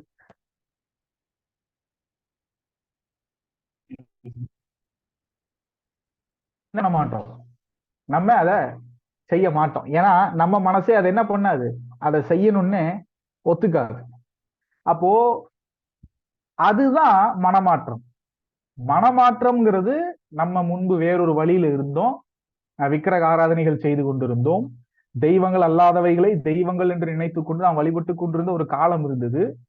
எதையெல்லாம் செய்தா தெய்வத்துக்கு பிடிக்கும், தெய்வம் நமக்கு நினைத்ததை கொடுக்கும், நம்ம குடும்பம் செழிக்கும்னு சொல்லி நம்ம ஏமாந்து கொண்டு வேண்டுதல்னு சொல்லி எதையெல்லாம் செய்து கொண்டிருந்தோமோ, எந்த பாத யாத்திரைகள் எல்லாம் போய் கொண்டிருந்தோமோ, எப்படி நம்மளுடைய சரீரத்தை நம்ம என்ன பண்ணிக்கிட்டு இருந்தோம், எப்படி நம்ம அதை ஒடுக்கி விரதங்கிற பேர்லயோ இல்ல மற்ற ஒரு காரியத்திலேயோ வேற எதுலயாவது நம்ம நசுக்கி எதுலயாவது நடக்கிறதுக்கு மூலம் நம்ம பக்தியை காமிக்கிறதோ, இந்த மாதிரி நம்மளுடைய சரீரத்தை ஒடுக்கி எப்படியாவது தெய்வத்துக்கிட்ட போகணும்னு எவ்வளவோ ட்ரை பண்ணிட்டு இருந்தோம், ஒன்னும் வேலைக்கு ஆகல. ஆனா உண்மையான தேவத்தினுடைய அன்பை அறிந்ததன் பிற்பாடு அந்த வழிகளெல்லாம் அப்படியே விட்டுட்டு நம்ம நேரா சிலுவைக்கு நேராக நம்ம நடந்து போறோம். சிலுவைக்கு நேராக சிலுவையில் இருக்கக்கூடியவருக்கு நம்மளுடைய வாழ்க்கை பிடித்த மாதிரி நம்ம மாற்றக்கூடிய ஒரு வழி மாற்றம் தான் இந்த மனமாற்றம்.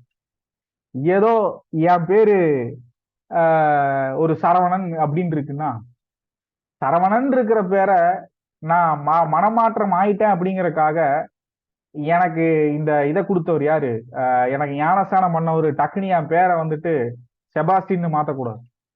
புரிஞ்சு? அது மனமாற்றம் கிடையாது. பேர் மாற்றம் மனமாற்றம் கிடையாது. மனமாற்றம்ங்கிறது, நான் ஒரு ஐயப்பனா இருந்தா கூட என் பேர் ஐயப்பன் தான், ஏன்னா நீங்க ஐயப்பன் பிரதர்னே கூப்பிடலாம். அப்படி இருந்தா கூட என்னுடைய இருதயத்துல நான் ஆண்டவராக இயேசு கிறிஸ்துவை ஏற்றுக்கொண்டேன் அப்படின்னா, என்னுடைய பெயர் கடைசி வரைக்கும் நான் மரிப்பது வரைக்கும் என் பெயர் ஐயப்பனா இருந்து, நீங்க எல்லாம் என்னை சகோதரர் ஐயப்பன்னு சொன்னாலும் சரி, ஐயப்பன் பிரதர்னு நீங்க சொன்னாலும் சரி, இல்ல முருகன் பிரதர் நீங்க என்ன சொன்னாலும் சரி, அதனால எந்த ஒரு ஏற்றதாழ்வும் தேவனுடைய பார்வையில் நமக்கு வரப்போறது இல்லை. புரிஞ்சா? இது நல்லா புரிஞ்சுக்கணும். வேறொரு புறமதத்துல இருந்து ஒருத்தர் ரசிக்கப்படுறாருன்னா இன்னைக்கு இது ஒரு பெரிய விஷயமா போச்சு. உடனே பேரை மாத்திடுறது. பேரை மாத்த வேண்டிய அவசியம்லாம் இல்லை.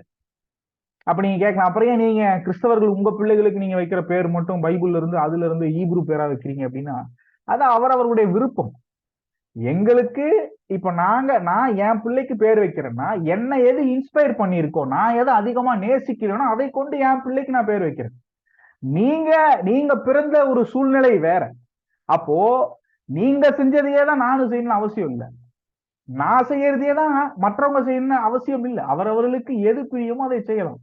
ஆனா மற்றவருடைய பெயரை மாற்றுவதன் மூலமா அவர்களை வெளியில் நம்ம கிறிஸ்தவங்களா காமிச்சிக்கலாம், அவங்களை நம்ம மதம் மாத்திட்டோம்னு சொல்லிடலாம், அவங்களுடைய மனம் மாறிடுச்சு அப்படின்னு ஒரு நாள் நம்ம எடுத்துக்கொள்ள முடியாது. அதனால மனமாற்றம்ங்கிறது சேஞ்ச் ஆஃப் மைண்ட். நம்மளுடைய இருதயம் மாறப்படணும், நம்மளுடைய சிந்தனைகள் தெளிவு பெறணும், நம்ம பழைய காரியங்களை செய்துட்டு இருந்ததுல இருந்து நம்ம வெளியில வரணும். அப்படித்தான் காரியங்கள் செயல்பட வேண்டுமே தவிர, பெயரை மாற்றி விட்டால் உடனே மனம் மாறிட்டாங்க, கிறிஸ்தவர்கள் ஆயிட்டாங்க அப்படின்னு பொருள் கிடையாது. ஓகேவா? மனம் திரும்புதல் என்பது அடிப்படையில் ஒரு மனமாற்றம் என்பதை நாம் கவனிக்க வேண்டும். இது கிரேக்க மொழியில என்னென்னலாம் வருதுன்னா, change of conduct, change of practice and principles, கொள்கைகள் மற்றும் நடைமுறையில் மாற்றம், அப்புறம் change of conduct, change of mind, மனோபாவத்தின் மனமாற்றம், அப்புறம் ஒருவருடைய மைண்ட் மனமாற்றம் சேஞ்ச் ஆகுது, ஒருவரின் சிந்தனை, அதான் சேஞ்ச் ஆஃப் கண்டக்ட், சிந்தனை முறையின் மாற்றம், நடத்தை மாற்றம், அதுதான் கண்டக்ட். நம்மளுடைய தாட் ப்ராசஸ் எப்படியா இருந்துச்சு? மனம் மாறதுக்கு முன்னாடி நம்மளுடைய தாட் ப்ராசஸ் எப்படியா இருந்துச்சு? கார்னலி இருந்திருக்கும். கார்னலி மைண்ட் அப்படின்னா ஃபிளஷ்லி டிசைர்ஸ் அதிகமா இருக்கக்கூடிய ஒரு உலக பிரகாரமான எண்ணம், சிந்தனைகள் அதிகமா இருக்கக்கூடிய ஒரு எண்ணம் தான் நமக்குள்ள இருந்திருக்கும். நம்ம மனம் மாறினதன் பிற்பாடு அந்த எண்ணங்கள்லாம் நாளாக நம்மளை விட்டு அதுவே போயிருக்கும். நம்மள அது இன்ஃப்ளூயன்ஸ் பண்ண முடிஞ்சிருக்காது. இப்ப நம்மளுடைய எண்ணம் எல்லாம் ஒரே ஒரு விஷயம் தான். என்னன்னா, என்னது நம்ம எண்ணம்லாம் என்ன? எது நம்மளுடைய எண்ணம்? ஒரு மனமாற்றம் அடைந்ததன் பிற்பாடு ஒரு மனிதனுக்குள் வரக்கூடிய ஒரு பெரிய எண்ணம் எது? நிறைய பேர் சொல்லலாம், நான் நிறைய பேருக்கு சுவிசேஷத்தை சொல்லி ஆண்டவருக்கு ஆத்துமாக்களை அறுவடை பண்ணணும். ஓகே, நீங்க ஆண்டவரை நேசிக்கிறீங்க, அதனால அதை செய்யணும்னு நினைக்கிறீங்க. ஆனா ஒரே ஒரு விஷயம் தான் நமக்குள்ள இதா இருக்கணும். என்னன்னா, மனமாற்றம் அடைந்தவர் அவருடைய எண்ணம், சிந்தனை எல்லாமே என்னவா இருக்கும்னா, ஒரே ஒரு வார்த்தைய எப்படி பவுல் கேட்கணும்னு ஆசைப்பட்டாரோ, பவுல் கேட்க போறேன்னு சொன்னாரோ, அதே மாதிரிதான். எது? வெல் டன் மை சர்வன்ட், நல்லது உத்தம உண்மையுள்ள ஊழியனே அப்படின்னு ஆண்டவர் நம்மளை பார்த்து என்னைக்கு சொல்றாரோ, அதுதான் ஒரு உண்மையான மனமாற்றம் அடைந்த ஒரு மனிதன் தேடுவது, ஒரு ஆகிரகிக்கக்கூடிய அவனுடைய இருதயத்தின் வாஞ்சி அதுதான். ஏன்னா நம்ம இங்க என்ன வேணா பண்ணலாம், ஊழியம் பண்றோம்னு சொல்லிட்டு என்ன வேணா பண்ணலாம், எப்படி வேணா ஊழியம் பண்ணலாம், எந்த டைப்ல வேணா பண்ணலாம், பிப்ளிக்கலி இல்லாம நமக்கு தெரிஞ்சதெல்லாம் பண்ணலாம். நம்ம தெரிஞ்சதெல்லாம் பண்ணிட்டு ஊழியம்னு சொல்லிக்கலாம். இங்க நம்மள லட்சம் பேருக்கு தெரியலாம், மில்லியன் சப்ஸ்கிரைபர்ஸ் நமக்கு இருக்கலாம், எப்படி வேணா பண்ணலாம், கான்சர்ட் நடத்தலாம், என்ன வேணா பண்ணலாம். ஆனா அங்க போகும்போது, மேல போய் ஆண்டவரை சந்திக்கும் போது, I don't know who you are அப்படின்ட்டாரா நம்ம என்ன பண்ண முடியும்? யாருன்னே எனக்கு தெரியாது அப்படின்னு சொன்னா, நம்ம இங்க பண்ணதெல்லாம் யாருக்காக பண்ணோம்? அதனுடைய பலன் என்ன? நம்ம இங்க ஊழியோன்ற பேர்ல நம்ம பண்ணது, இங்க நம்ம ஒருவேளை பிசாசு துரத்துனது, வியாதியை சுகமாக்குனது, செத்தவனை உயிரோட எழுப்புனது, இதெல்லாமே பண்ணிட்டு மேல போறோம். ஆனா ஆண்டவர் அங்க சொல்றாரு, நீ யாருன்னு எனக்கு தெரியாது அப்படின்னா என்ன? அதனுடைய என்ன ஆஹ் இதனால என்ன பலன்? நம்ம இங்க பண்ணதுக்கான காரியத்துக்கெல்லாம் என்ன பலன்? அப்போ ஒரு மனமாற்றம் அடைந்தவனுடைய எண்ணமும் சிந்தை எப்படி இருக்கும்னா, தேவனுடைய சித்தத்தை மாத்திரம் செய்யணும். ஊழியம் செய்யறதுங்கிறது தேவனுடைய சித்தம் அல்ல. என்ன இவர் இப்படி சொல்றாருன்னு யோசிக்காதீங்க. ஊழியம்ங்கிறது எப்படி வேணா செய்யலாம், யார் வேணா செய்யலாம். அது தேவன் நம்மகிட்ட விரும்புறது இல்ல. ஊழியம் செய்யணுங்கிறத தேவன் நமக்கு விரும்புறது இல்ல. மாறா பிதாவினுடைய சித்தத்தை செய்கிறவன் தான் ஆண்டவருக்கு என்னவா இருக்கும்? தேவனுடைய பரலோக வாசஸ்தலத்தை என்ன பண்ண முடியும்? சுதந்திரிக்க முடியும். நம்ம இஷ்டத்துக்கு ஒண்ணு செஞ்சுட்டு அதுக்கு பேரு ஊழியம்னு வச்சுக்கிட்டு நம்ம என்ன வேணா பண்ணிட்டு அங்க போய் நிற்கும் போது ஆண்டவர் என்ன சொல்லுவாரு? நீ என் பிதாவினுடைய சித்தத்தை செய்யல, நீ யாருன்னு எனக்கு தெரியாது. ஆண்டவர் சொல்லல ஊழியம் செய்யறவன் எல்லாம் என்ன பண்ணுவான், பரலோகத்துக்கு வந்துடுவான்னு சொல்லல. பிதாவினுடைய சித்தத்தை செய்கிறவனே, அதைத்தான் ஆண்டவர் மென்ஷன் பண்றாரு எல்லா இடத்துலயும். காட்ஸ் வில்ல நம்ம பர்சியூ பண்ணணும்.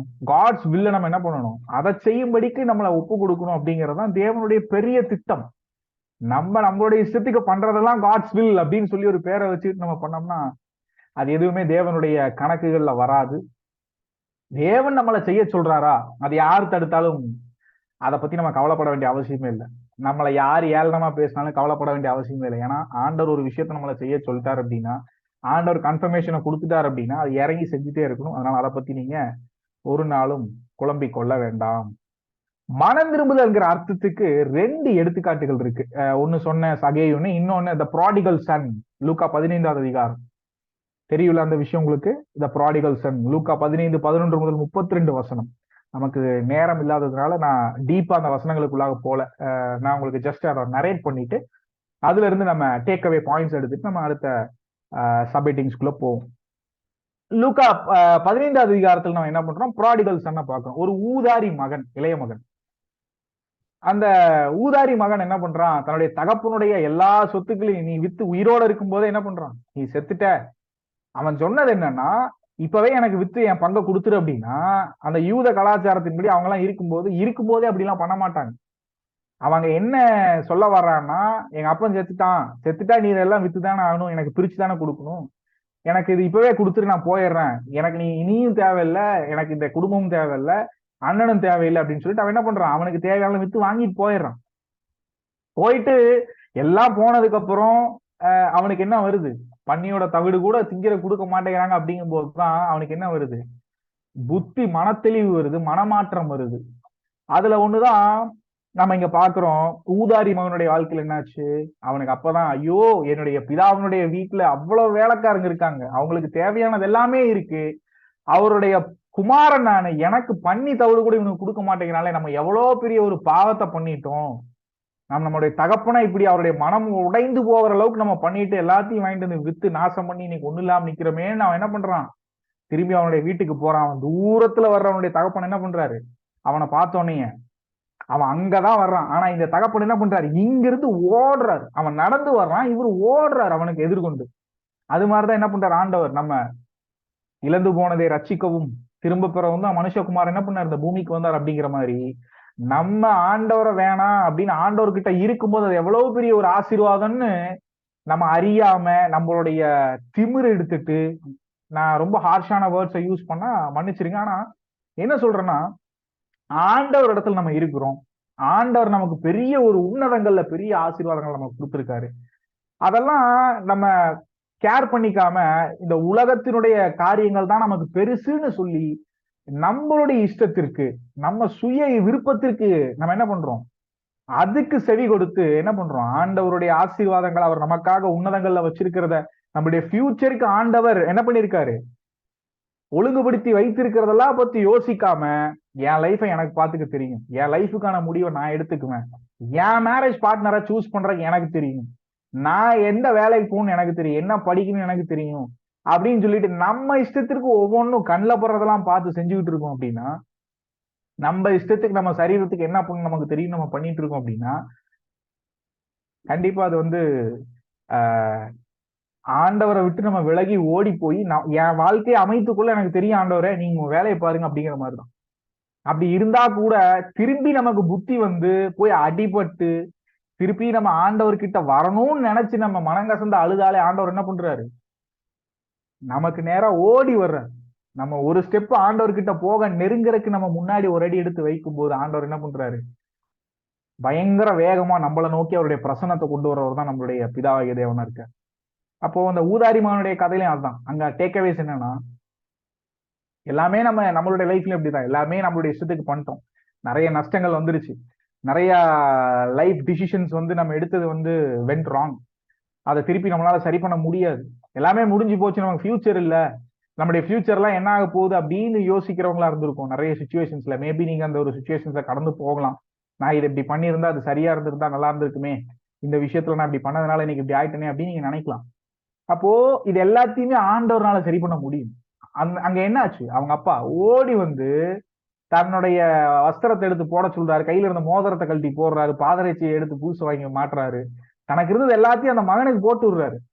அதே மாதிரிதான் நம்ம என்னதான் அழுக்குல போய் பாவத்துல போய் ஊறி இருந்தாலும், என்னதான் தீய பழக்க வழக்கங்கள் அடிமைத்தனத்துல இருந்தாலும், எவ்வளவு கட்டுகள் இருந்தாலும், நம்ம ஆண்டவரை நோக்கி போகும்போது அவர் நேரா ஓடி நம்மள என்ன பண்றாரு? நம்மளுடைய பழைய எல்லா வஸ்திரங்கள் நம்ம விட்டு களைஞ்சு போட்டு நம்மளை சுத்தப்படுத்தி ஆண்டவர் என்ன பண்றாரு? அவருடைய நீதியின் வஸ்திரத்தை நமக்கு தரிக்கிறாரு.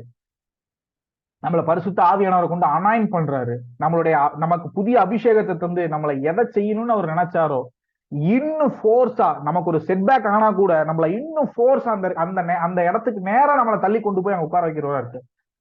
அப்போ இந்த ஊதாரி மகனுடைய வாழ்க்கையில இருந்து என்னென்னலாம் இருந்துச்சோ அதை தான் நம்ம பண்ணியிருக்கோம் நம்ம லைஃப்ல அப்படிங்கிறதும் ஒரு பெரிய ஒரு இந்த ஒரு லெசன்ல இருந்து நமக்கு ஒரு டேக் அவே இருக்கு. ஓகே, மனம் திரும்புதல் பாவத்திற்கு ஆழ்ந்த துக்கத்தின் வெளிப்பாட்டின் மூலம் செயல்படுகிறது. அது நம்ம எங்க பார்க்கலாம்? அந்த ஒப்புமையான வசனங்கள் லூக்கா 18:13-14, லூக்கா 19:1-10, சகேயுனுடைய காரியங்கள் கூட. என்ன இது மனம் திரும்புதல்ங்கிறது? பாவத்திற்கான ஆழ்ந்த துக்கத்தின் மன துக்கம், ரிமோர்ஸ் அப்படின்னு சொல்லுவாங்க, வெளிப்பாட்டின் மூலம் செயல்படுகிறது. அந்த துக்கம் அதனுடைய வெளிப்பாடா நம்ம செய்யக்கூடிய செயல்பாடுகள் மாறுது. ஓகேவா? வெறும் அந்த ரிமோர்ஸ் மட்டும் ஆயிட்டு யூதாஸ் காரியோத்து மாதிரி அதுக்கு சரியான எக்ஸாம்பிள் அவன் ஆண்டவர்கிட்ட போய் மன்னிப்பு கேட்கல. அவனா செஞ்ச ஐயோ மாசற்ற ரத்தத்தை நான் இப்படி காமிச்சு கொடுத்துட்டேன்னு சொல்லி அந்த இதை எடுத்து எரிஞ்சிட்டு அவன் போய் என்ன பண்றான்? நான்று கொண்டு செத்தான் இருக்கு. அவன் மனம் திரும்புதலுக்குள்ள வரல, மாறா மனங்கசம்தான். அதோட அந்த செயல்பாடுல வெளிப்பாடு அவன் காண்பிக்கல. நேரா போய் என்ன பண்ணிட்டான்? தன்னைத்தானே மாய்த்து கொண்டான். தேவனோடு கூட இருந்தவங்க ஒரு 12 சீசர்லாம் இருந்த ஒருத்தனுக்கு சூசைட் பண்ணக்கூடாது, தன்னைத்தானே மாய்த்து கொள்ளக்கூடாதுன்னு ஆண்டவர் சொல்லாம இருப்பாரு நினைக்கிறீங்களா? இல்ல அவர்களுடைய கட்டளைகள் அவங்களுக்கு யூதர்கள் இஸ்ரவேலர்களுக்கு அதெல்லாம் இல்ல நீங்க நினைக்கிறீங்களா? எல்லாம் தெரியும். அவன் திருப்பி என்னதான் பண்ணான்? தேவனுடைய பிரமாணத்துக்கு விரோதமா தான் போய் என்ன பண்ணான்? தன்னுடைய முடிவை தேடிக்கொண்டான். ஆனா அவரை பயங்கரமா 3 தரம் காண்பித்து கொடுத்த பேதுருவோ என்ன பண்ணாரு? மனங்கசந்து அழுதாரு. ஆனா அவர் செயல்பாட்டுல காமிச்சாரு என்னன்னு? Change of mind, change in mind. என்னன்னு காமிச்சாரு? ஓய் ஆண்டவர்கிட்ட அழுதாரு, கதறி அழுதாரு. ஆண்டவரே நான் பண்ணிட்ட தப்பு பண்ணிட்டேன், நான் மன்னிச்சிருங்க, இதுக்கு நான் பாத்திரவானல்லன்னு சொல்லிட்டு அந்த டிசைபிள்ஷிப் அந்த சீசத்துவத்தை விட்டு ஓடுறாரு. இனிமே நான் உங்களுக்கு சீசனா இருக்க இதா இல்ல, நான் இப்படி இது பண்ணிட்டேனே, உங்களுக்காக நான் மறிக்கவும் தயார்னு சொல்லும் போது ஆண்டவர் சொல்றாரு, சேவல் கூறுக்குள்ள நீ என்ன பண்ணுவேன்? 3 தடவை நான் மறுதளிப்பேன்.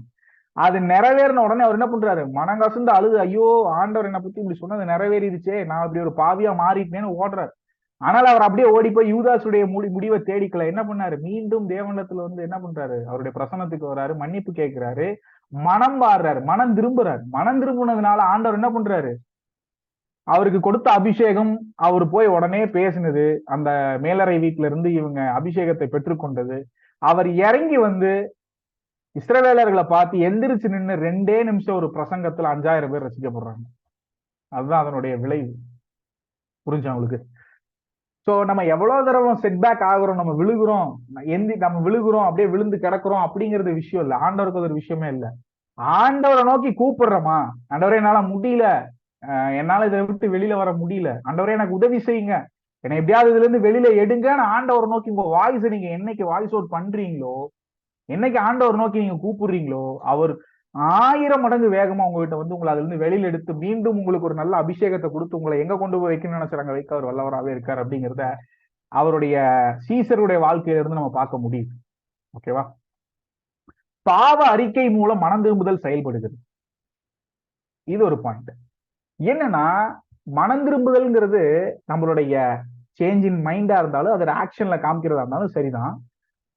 ஆனா ரட்சிக்கப்படுவதற்கு நாம் என்ன செய்ய வேண்டும் அப்படின்னு சொல்லி அவர்கள் கேட்கும்போது, அதுக்கு பேதுருவா இருந்தாலும் சரி, பவுலா இருந்தாலும் சரி, அப்போஸ்தலர் நடவடிக்கைகளும் சரி, அவங்க சொல்றதெல்லாம் என்னதான்னா, கர்த்தராகிய இயேசு கிறிஸ்துவை என்ன பண்ணுங்க, நீயும் உன் வீட்டாரும் என்ன பண்ணுங்க, விசுவாசிக்க, அப்பொழுது நீங்கள் ரட்சிக்கப்படுவீர்கள். பாவ மன்னிப்பு கேட்ட என்ன பண்ணுங்க, மனம் திரும்புதல் உங்களுக்கு வரட்டும். அதுக்கப்புறம் நீங்க என்ன பண்ணுங்க, கர்த்தராகிய இயேசு கிறிஸ்துவை விசுவாசிங்க. அப்படிங்கிறதான வசனங்கள் தான் நம்ம பைபிள்ல மாறி மாறி பார்க்கிறோம். அப்போ பாவ அறிக்கை, நம்மளுடைய ஒருவன் இயேசு கிறிஸ்துவை விசுவாசித்து அந்த விசுவாசத்தின் மூலமாக அதை அக்செப்ட் பண்ணி, இயேசு கிறிஸ்துவை நான் அக்செப்ட் பண்ணிட்டேன், என்னுடைய இருதயத்துல அக்செப்ட் பண்ணிட்டேன், இயேசு கிறிஸ்துவை நான் விசுவாசிக்கிறேன் பை ஃபெய்த். ஆனா நான் அதை கன்ஃபஸ் பண்ணணும், என்னோட பாவத்தை வாயினால் அறிக்கை செய்ய வேண்டும். பவுல் அதான் சொல்றேன், இருதயத்தில் விசுவாசித்து வாயினால் அறிக்கை செய்யணும். வாயினால் நம்மளுடைய டங்ஸ் வந்து என்ன பண்ணணும், கன்ஃபஸ் பண்ணணும் நம்மளுடைய பாவத்தை. அதுக்காக போய் ரோமன் கேத்தலிக் சபையில இருக்கிற மாதிரி போய் போப் கிட்ட போயோ போய் ஃபாதர் கிட்ட போயோ கன்ஃபஸ் பண்ணணும்னு அவசியம் இல்லை. அதெல்லாம் தவறான ஒரு வழிநடத்துதல். நம்ம இருக்கக்கூடிய நிலையில இருந்து ஆண்டவர்கிட்ட, ஆண்டவரே நான் அதை செஞ்சுட்டேன், நான் பாவி, அப்படி நான் மன்னிங்கன்னு ஆண்டவர்கிட்ட நம்ம அறிக்கை பண்ணணும். அதுதான் பாவ அறிக்கை செய்யறது. அதுதான் நாங்க நோட்ஸ்ல பாக்குறோம். பாவ அறிக்கை மூலம் மனம் திரும்புதல் என்ன பண்ணுது, செயல்படுகிறது. தன் பாவங்களை மறைக்கிறவன் வாழ்வடைய மாட்டான், அவைகளை அறிக்கை செய்து விட்டு விடுகிறவனோ தேவனுடைய இரக்கம் பெறுவான்னு வசனம் சொல்லுது, ஆண்டவருடைய வார்த்தை.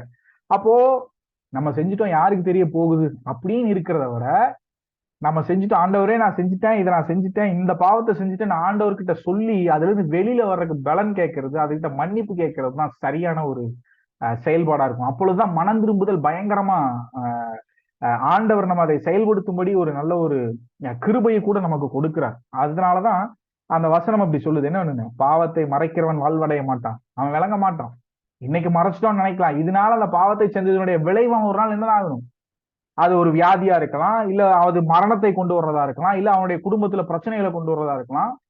அப்போ அதனுடைய கான்சிக்வன்சஸ் அவன் சந்திச்சுதான் ஆகணும். ஆனா அந்த பாவத்தை அன்றைக்கு செஞ்சுட்டு மீறி மறுபடியும் செய்யாம அதை அறிக்கை செய்து விட்டுட்டு வழி மாறி வேறொரு வழியில தேவனுக்கு பிரியப்படுத்துகிற வழியில போறவன் என்ன பண்ணுவான், தேவனுடைய கிருபையை பெறுவான். தேவனுடைய கிருபை என்ன பண்ணும் நம்மள,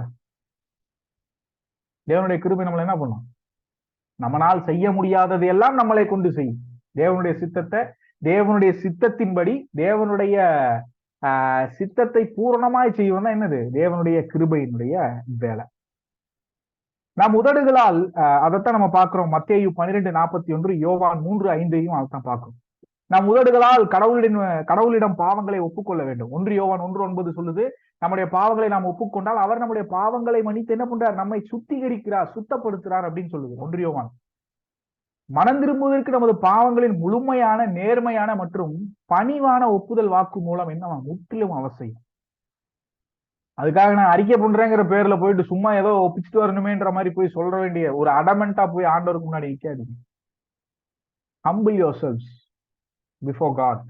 ஆண்டவருக்கு முன்னாடி போகும்போது நீங்க பாவம் செஞ்சுட்டீங்கன்னா உடைந்த மனதோடு அந்த குற்ற உணர்வோடு போய் ஆண்டவருக்கு முன்னாடி, ஆண்டவரே நான் அதை பண்ணிட்டேன், உண்மையா அவருக்கு முன்னாடி உங்களை தாழ்த்துங்க. ஆண்டவர் என்ன பண்ணுவாருன்னா அப்பவே அவருடைய சமாதானத்துல உங்களுடைய இருதயத்தை என்ன பண்ணுவாரு, நிரப்புவார்.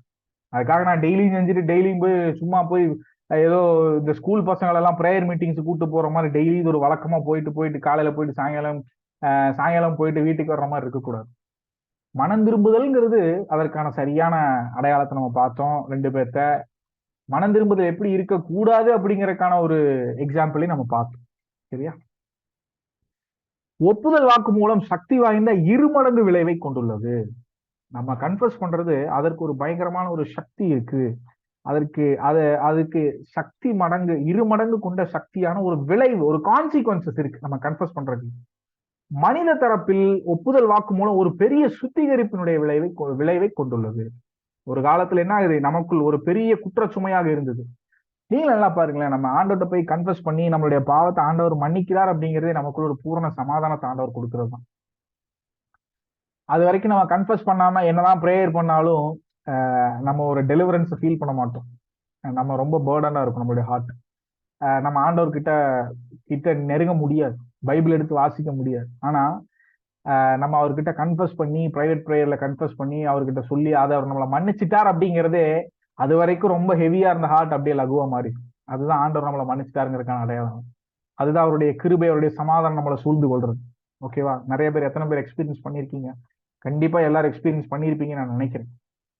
இப்போது வெளியில் உள்ளது மற்றும் மிகப்பெரிய நிம்மதியை உணர்கிறோம். தெய்வீக பக்கத்தில் நம் உதடுகளால் பூமியில் நாம் ஒப்புக்கொள்வது பரலோகத்தில் அங்கீகரிக்கப்படுகிறது. மத்தேயு 10 32 32வது வசனத்துக்கு மேல நம்ம வாசிக்கும் போது, நம்ம இங்கிருந்து உலகத்துல இருந்து நம்மளுடைய காரியங்களை உதடுனால, ஜபத்தினாலேயோ இல்ல பாவ மன்னிப்பை பெற்றுக்கொள்ளும்படி அறிக்கை செய்யறதோ, பரலோகத்துல இருக்கக்கூடிய நம்முடைய தேவன் என்ன பண்றார்? கேட்டு நமக்கு அதை கிராண்ட் பண்றார். நம்மளுடைய பெட்டிஷன்ஸ், நம்மளுடைய சப்ளிகேஷன்ஸ் என்னவா இருக்கோ அதை என்ன பண்றாரு? ஆண்டவர் அப்ரூவ் பண்றார். நாம் கடவுளிடம் திரும்புவதன் மூலம் என்ன ஆகுது? மனம் திரும்புதல் செயல்படுகிறது. மனம் திரும்புதல் எப்படி செயல்படுது? ஏதோ நம்ம பண்ண பாவம், நம்ம பழைய வழியில இருந்து நம்ம திரும்பிட்டா இனிமே அதை செய்ய மாட்டோன்ற ஒரு நம்மளுடைய ஒரு வில் பவரை கொண்டு போறோம் அப்படின்னா அது ரொம்ப நாள் ஓடாது. இஞ்சி போனா 2 நாள் ஓடும், இல்ல ஒரு வாரம் ஓடும். அதுக்கப்புறம் பழைய வேலைகளுக்கு ஏதாவது திரும்பி போகக்கூடிய ஒரு ஆளா இருக்கும். நாய் தான் கக்கினதே திரும்பி தின்னுமா போலவுங்கிற மாதிரி, திருப்பியும் நாய் எப்படி கக்கினதே திருப்பி திங்குது, அதே மாதிரிதான் அந்த பாவத்தை செய்யறவங்களும் இருப்பாங்க. அப்போ நம்ம அறிக்கை செஞ்சு விட்டு விடுகிற பாவம், தேவன் நமக்கு கொடுக்கக்கூடிய அந்த பலன், பரிசுத்த ஆவியானவருடைய கைடன்ஸ், இதெல்லாம் தான் நமக்கு கொடுத்திருக்கக்கூடிய அந்த டெலிவரன்ஸ்ல ஒவ்வொரு நாளும் நம்ம நடக்க நமக்கு என்ன பண்ணுது? மறுபடியும் அனுதினமும் நம்ம என்ன பண்ணணும்? புதுப்பிக்க வேண்டும். அனுதினமும் நாம் எப்படி இருக்கணும்? கிறிஸ்துவுக்குள் ஒருவன் புதிதா இருந்தால், ஒருத்தன் புதுசா கிறிஸ்துவுக்குள்ள இருக்கிறான்னா பழையவர்கள் எல்லாம் ஒளிந்து போயின, எல்லாம் புதிதாயின. அப்போ ஒவ்வொரு நாளும் நம்மளுடைய ரிலேஷன்ஷிப்ல கிறிஸ்துவோடு கூட நம்ம இருக்கிறோம், நல்ல ஒரு ரிலேஷன்ஷிப்ல இருக்கோம், அப்பா மகன்ற ரிலேஷன்ஷிப்ல சரியா இருக்கிறோம். ஏதோ தெய்வத்தை போய் பாக்குற மாதிரி வேணுங்கும் போது மாத்திரம் ஆண்டவர்கிட்ட போய் பேசிட்டு வர்றோம், இல்ல நமக்கு ஏதாவது கஷ்டம்னா மாத்திரம் பைபிள் எடுக்கிறோம், ஜெபம் பண்றோம் அப்படின்னா it doesn't make any sense. நாம் கடவுளிடம் திரும்புவதன் மூலம் என்ன ஆகுதாமா? மனம் திரும்புதல் செயல்படுகிறது. ஆண்டவரிடத்திற்கு திரும்புவது, ஆண்டவர்கிட்ட திரும்புவது அப்படின்னா ஆண்டவரோடு கூட ஒரு நல்ல ஒரு உறவை வைத்துக் கொள்வது. ஆண்டவர்கிட்ட திரும்புறதுன்னா எப்படி அந்த ஊதாரி மகன் திரும்பி வந்தான், அந்த மாதிரியான ஒரு மெட்டபோர், அதை ஒரு உருவகப்படுத்திக்கங்க. அப்படி நீங்க திரும்பி வரணும் ஆண்டவருக்கு. ஏதோ தேவைக்கு மாத்திரம் வர்றது கிடையாது. பைபிள் இந்த பகுதிக்கு அதிக முக்கியத்துவம் கொடுக்கிறது. பைபிள்ல திருப்பு என்ற வார்த்தையின் அதிர்வெண் மற்றும் அவசரத்தை கவனியுங்கள். அப்போஸ்தலர் 3:19 பாத்தீங்கன்னா, நீங்கள் மனம் திரும்புங்கள், மேலும் மீண்டும் உங்கள் பாவங்கள் அழிக்கப்பட்டு கர்த்தருடைய சந்ததியிலிருந்து புத்துணர்ச்சியூட்டும் பருவங்கள் வரும். அதாவது அப்போஸ்தலருடைய நடவடிக்கைகள் 3:19 எடுங்களேன், வாசிப்போம். நான் வாசிக்கிறேன். ஆனபடியினாலே கர்த்தருடைய சன்னிதானத்திலிருந்து இளைப்பாறுதலின் காலம் வரும்படிக்கும், முன்னே குறிக்கப்பட்ட கிறிஸ்துவை அவர் உங்களிடத்தில் அனுப்பும்படிக்கும் என்ன பண்ணுங்க? உங்கள் பாவங்கள் நிவர்த்தி செய்யப்படும் பொருட்டு நீங்கள் மனம் திரும்பி குணப்படுங்கள். யார் சொல்றாரு? பேதுரு சொல்றார். பேதுரு அங்க இருக்கக்கூடிய இஸ்ரவேலர்களை, யூதர்களை பார்த்து சொல்றார், என்ன பண்ணு? கிறிஸ்து பாடுபட வேண்டும் என்றும் தேவன் தம்முடைய தீர்க்கதரிசி எல்லாரை குறித்து வாக்கினாலும் முன்னறிவித்தவைகள் இவ்விதமாய் நிறைவேற்றினார். நீங்க கொண்டு சிலுவையில் அடிச்சிட்டீங்கல்ல, அந்த இயேசுவினுடைய நாமத்தை கொண்டுதான் இதை நாங்க செய்யறோம். ஏன்னா அந்த இயேசுவை கொண்டுதான், அவருடைய நாமத்தை கொண்டுதான் இந்த பிச்சைக்காரன் என்ன பண்ணிருக்காங்க? எந்திரிச்சு நடக்க வச்சிருக்கிறாங்க. இதை பயங்கர ஆச்சரியமா பார்த்துட்டு இருந்தாங்க. அதை குறிச்சுதான், அந்த இன்சிடென்ட்டை குறிச்சுதான் அங்க பேதுரு பேசுறாரு. ஓகேவா?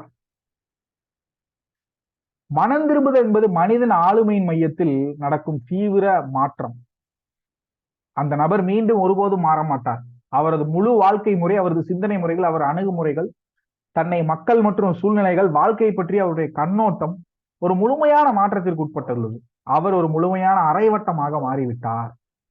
ஒரு முறை பாவம், இப்போது நீதி. ஒரு காலத்தில் அசுத்தம், இப்பொழுது பரிசுத்தம். ஒரு காலத்தில் சுயம், இப்பொழுது கிறிஸ்து. மனம் திரும்புதலை அதன் மனித மற்றும் தெய்வீக அம்சத்திலிருந்து நம்ம பார்க்கணும். மனம் திரும்புதல 2 டைப்பா நம்ம பார்க்கலாம். மனிதனுடைய கண்ணோட்டத்தின்படி பார்க்கலாம், தெய்வீக தேவன் மனம் திரும்புதல் எப்படி பார்க்கிறார் அப்படிங்கிறதையும் நம்ம பார்க்கலாம். அது எப்படி பார்க்கிறோம் அப்படின்னா, நம்மளுடைய தீர்மானிக்கும் முறை, நம்மளுடைய டிசிஷன் மேக்கிங்ஸ். என்ன டிசிஷன் மேக்கிங்ஸ்? தீர்மானிக்கும் முறை என்ன? மனம் திரும்புவதன் பிற்பாடு பாவம் செய்ய நம்ம தூண்டப்பட மாட்டோம் அப்படின்னு மீனிங்கா? அப்படி கிடையாது. இல்ல நம்மளால பாவம் செய்ய முடியாது அப்படின்னா இல்ல. ஏசு கிறிஸ்துவுக்கே பிசாசு என்ன பண்ணிட்டு இருந்தான்? அந்த உலகத்துல இருக்கிற வரைக்கும் டெம்டேஷன் கொடுத்துட்டு தான் இருந்தான். அவருடைய சீஷர்களுக்கும் அதே டெம்டேஷன் இருந்துச்சு, நமக்கும் அதே டெம்டேஷன் இருக்கும். அப்போ இந்த சரீரத்திலிருந்து நம்ம கடந்து போற வரைக்கும் நமக்கு என்ன இருக்கு? பாவம் செய்யக்கூடிய அந்த வாய்ப்பை நம்மளை பாவம் செய்ய ஏர்ஜ் பண்ணுவான் பிசாசு, நம்மளை தூண்டுவான். அப்பேற்பட்டதான ஒரு விஷயத்தை கொண்டு வந்து நம்மளை கேட்டர் பண்ணுவான், அந்த மாதிரி சந்தர்ப்பத்தை உருவாக்கி கொடுப்பான். அப்ப அங்கதான் இந்த டிசிஷன் மேக்கிங், செல்ஃப் கண்ட்ரோல் ஒரு பெரிய ரோல் பிளே பண்ணுது. என்னது? நம்மளால பாவம் செய்ய முடியும், ஆனா செய்யக்கூடாது. அதுதான் நம்மளுடைய சுய சித்தத்தை தேவனுக்காக நம்ம பிரயோகப்படுத்துறது. புரிஞ்சா? தீர்மானிக்கும் முறை. வாக்குமூலம். வாக்குமூலம் என்ன? நம்ம பாவி, நான் பாவமா இருந்தேன் அப்படின்னு சொல்லி கன்ஃபஸ்ல ஆண்டவர்கிட்ட கன்ஃபஸ் பண்றோம். அதுதான் நம்ம கொடுக்கக்கூடிய வாக்குமூலம். ஏதோ நான் உத்தம, ஆண்டவர் என்ன பனிஷ் பண்ணிட்டார் அப்படி இல்லை. நம்ம பாவி, உண்மையிலுமே நம்ம தான் அந்த பனிஷ்மெண்ட்டுக்கு ஏறிய சரியான ஆட்கள் அப்படின்றத கன்ஃபஸ் பண்ணக்கூடிய ஒரு வாக்குமூலம். கைவிடுதல், நம்மளுடைய பழைய வழிகளை கைவிடுதல், புதிய வழிக்கு நேராக நடக்கிறது. மற்றும் ஏற்றுக்கொள்ளுவது, தேவன் நமக்கு கொடுத்திருக்கக்கூடிய அவருடைய பூரண சித்தத்தை, அவர் நமக்கு கொடுத்திருக்கக்கூடிய நிலையை ஏற்றுக்கொண்டு நாம் நடப்பது. எது? ஜஸ்டிபிகேஷன். முதல்ல நம்ம எப்படி இருந்தோம்? அசுத்தமா இருந்தோம். இப்பொழுது நம்ம யாரா இருக்கோம்? சாங்டிஃபை பண்ணப்பட்டிருக்கிறோம். சாங்டிபிகேஷன் பண்ணியிருக்காரு நம்மள. ஃபர்ஸ்ட் நம்ம யாரா இருந்தோம்?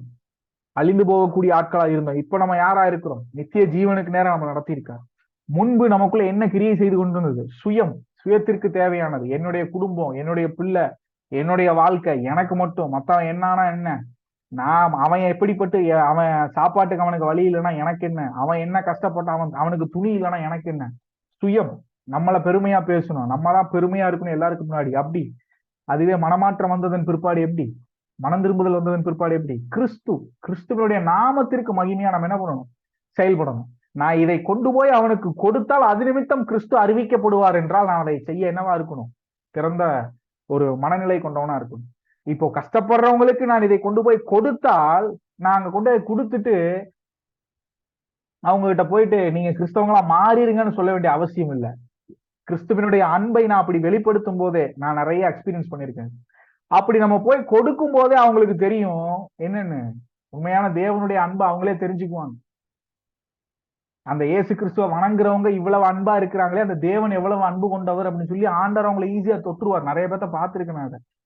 அப்போ நம்ம போயிட்டு அவங்க கிட்ட கொடுத்து நீங்க மனம் மாறிடுங்க, இல்ல இன்னைக்கு பேசக்கூடிய அரசியல் தலைவர்கள் பேசுற மாதிரி ஒரு துண்டு பிரெட்டுக்காக மனம் மாறிட்டாங்க கிறிஸ்தவங்களா நிறைய பேர், மதம் மாறிட்டாங்க அப்படிங்கிற மாதிரி கிடையாது.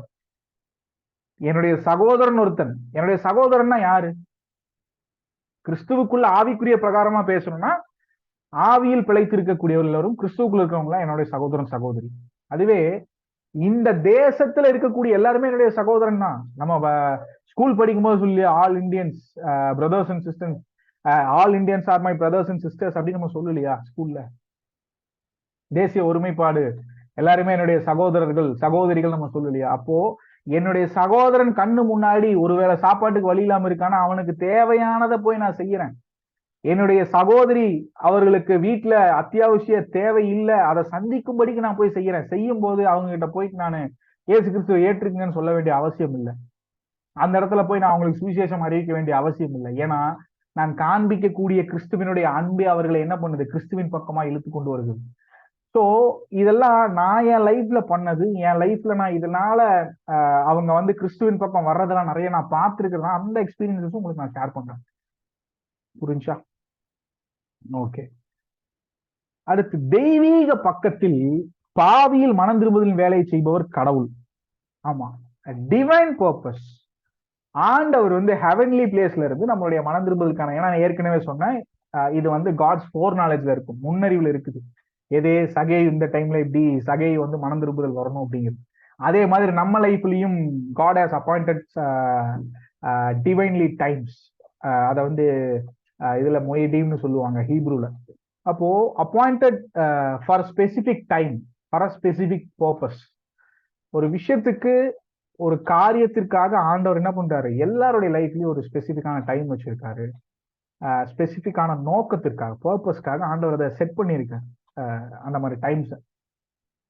அப்போ அதை செய்யறது யார் தான்? ஆண்டவர் தான். தெய்வீக சைட்ல இருந்து பார்க்கும்போது மனம் திரும்புதல்ல ஆண்டவர் என்ன பண்றாரு? அவருடைய வேலையை அவர் செஞ்சு வச்சிருக்காரு.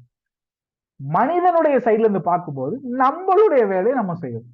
எனது கடவுள் தெய்வீக கிருபையின் வேலையை தவிர மனிதனால் மனம் திரும்ப முடியவில்லை. நான் ஏற்கனவே சொன்ன, மனிதனா என்ன பண்ண முடியாது? ஒரு நாள் ஆண்டவரை தேட முடியாது. அவராய் அதற்கான காரியத்தை செஞ்சா மாத்திரம்தான் மனிதன் அதை தேட முடியும். மனம் திரும்புதல் என்பது கடவுளின் பரிசு என்று கூறப்படுகிறது. அப்போஸ்தலர் 5:31 2 தீமோத்தேயு 2:25 போன்ற வசனங்கள்லாம் இருக்கிற ஒப்புமையான வசனங்கள். இதனுடைய முக்கியத்துவம் என்னன்னு பாத்தீங்கன்னா, இந்த மனம் திரும்புதலுடைய முக்கியத்துவங்கள் என்ன அப்படின்னு பார்க்கலாம். மனம் திரும்புதல் என்பது எல்லா காலங்களிலும் மனிதனுக்கு கடவுளின் சித்தமாகும். மனம் திரும்புதல்ங்கிறது ஆண்டவர், நீங்க இப்படி வச்சுக்கோங்களேன், ஆண்டவர் வாழ்ந்த காலத்துல மாத்திரம்தான் ரசிக்கப்பட்டாங்களா? அன்னைக்கு மாத்திரம்தான் பேதுருவுடைய பிரசங்கத்தை கேட்டு 5000 பேர் ரசிக்கப்பட்டாங்களா? மறுபடியும் பேதுருவுடைய பிரசங்கத்தை கேட்டு ஒரு 3000 பேர் ரசிக்கப்பட்டாங்களா? அனுதினமும் சபையில ஆட்களை சேர்த்து கொண்டு வந்தாரா? பவுலுடைய காலத்துல மாத்திரம்தான் அப்படி நடந்ததா? இன்னைக்கு யாரும் ரசிக்கப்படுறது இல்லையா?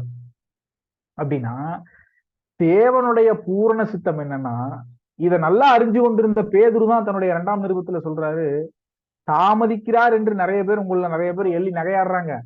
முற்பிதாக்கள் இருந்த காலம் தொட்டு இன்றைக்கு வரைக்கும், சிருஷ்டிப்பின் நாள் முதல் கொண்டு இன்னைக்கு வரைக்கும் எல்லாம் அப்படியே இருக்குது. நீங்க இயேசு கிறிஸ்து வராருன்னு சொல்லிட்டே இருக்கிறீங்களே அப்படின்னு கேட்கிறவங்கள பார்த்து பேதுரு சொல்றாரு, அவர் தம்முடைய வருகையை குறித்து என்ன பண்ணல? தாமதம் பண்ணாமல், தன்னுடைய வாக்குத்தத்தத்தை குறித்து தாமதம் பண்ணாமல், ஒருவரும் கெட்டு போகாமல் அனைவரும் ரட்சிக்கப்பட வேண்டும் என்று அவர் என்னவா இருக்காராமா? நீடிய பொறுமையுள்ளவரா இருக்கார். ஏன் அவருடைய வாக்குத்தத்தம் பண்ணப்பட்ட அவருடைய வருகையை குறித்து அவர் இன்னும் தாமதிக்கிறார் அப்படின்னு இல்லை. அதுக்குன்னு ஒரு ஸ்பெசிபிக் டைம் ஆண்டவருக்கு இருக்கும்.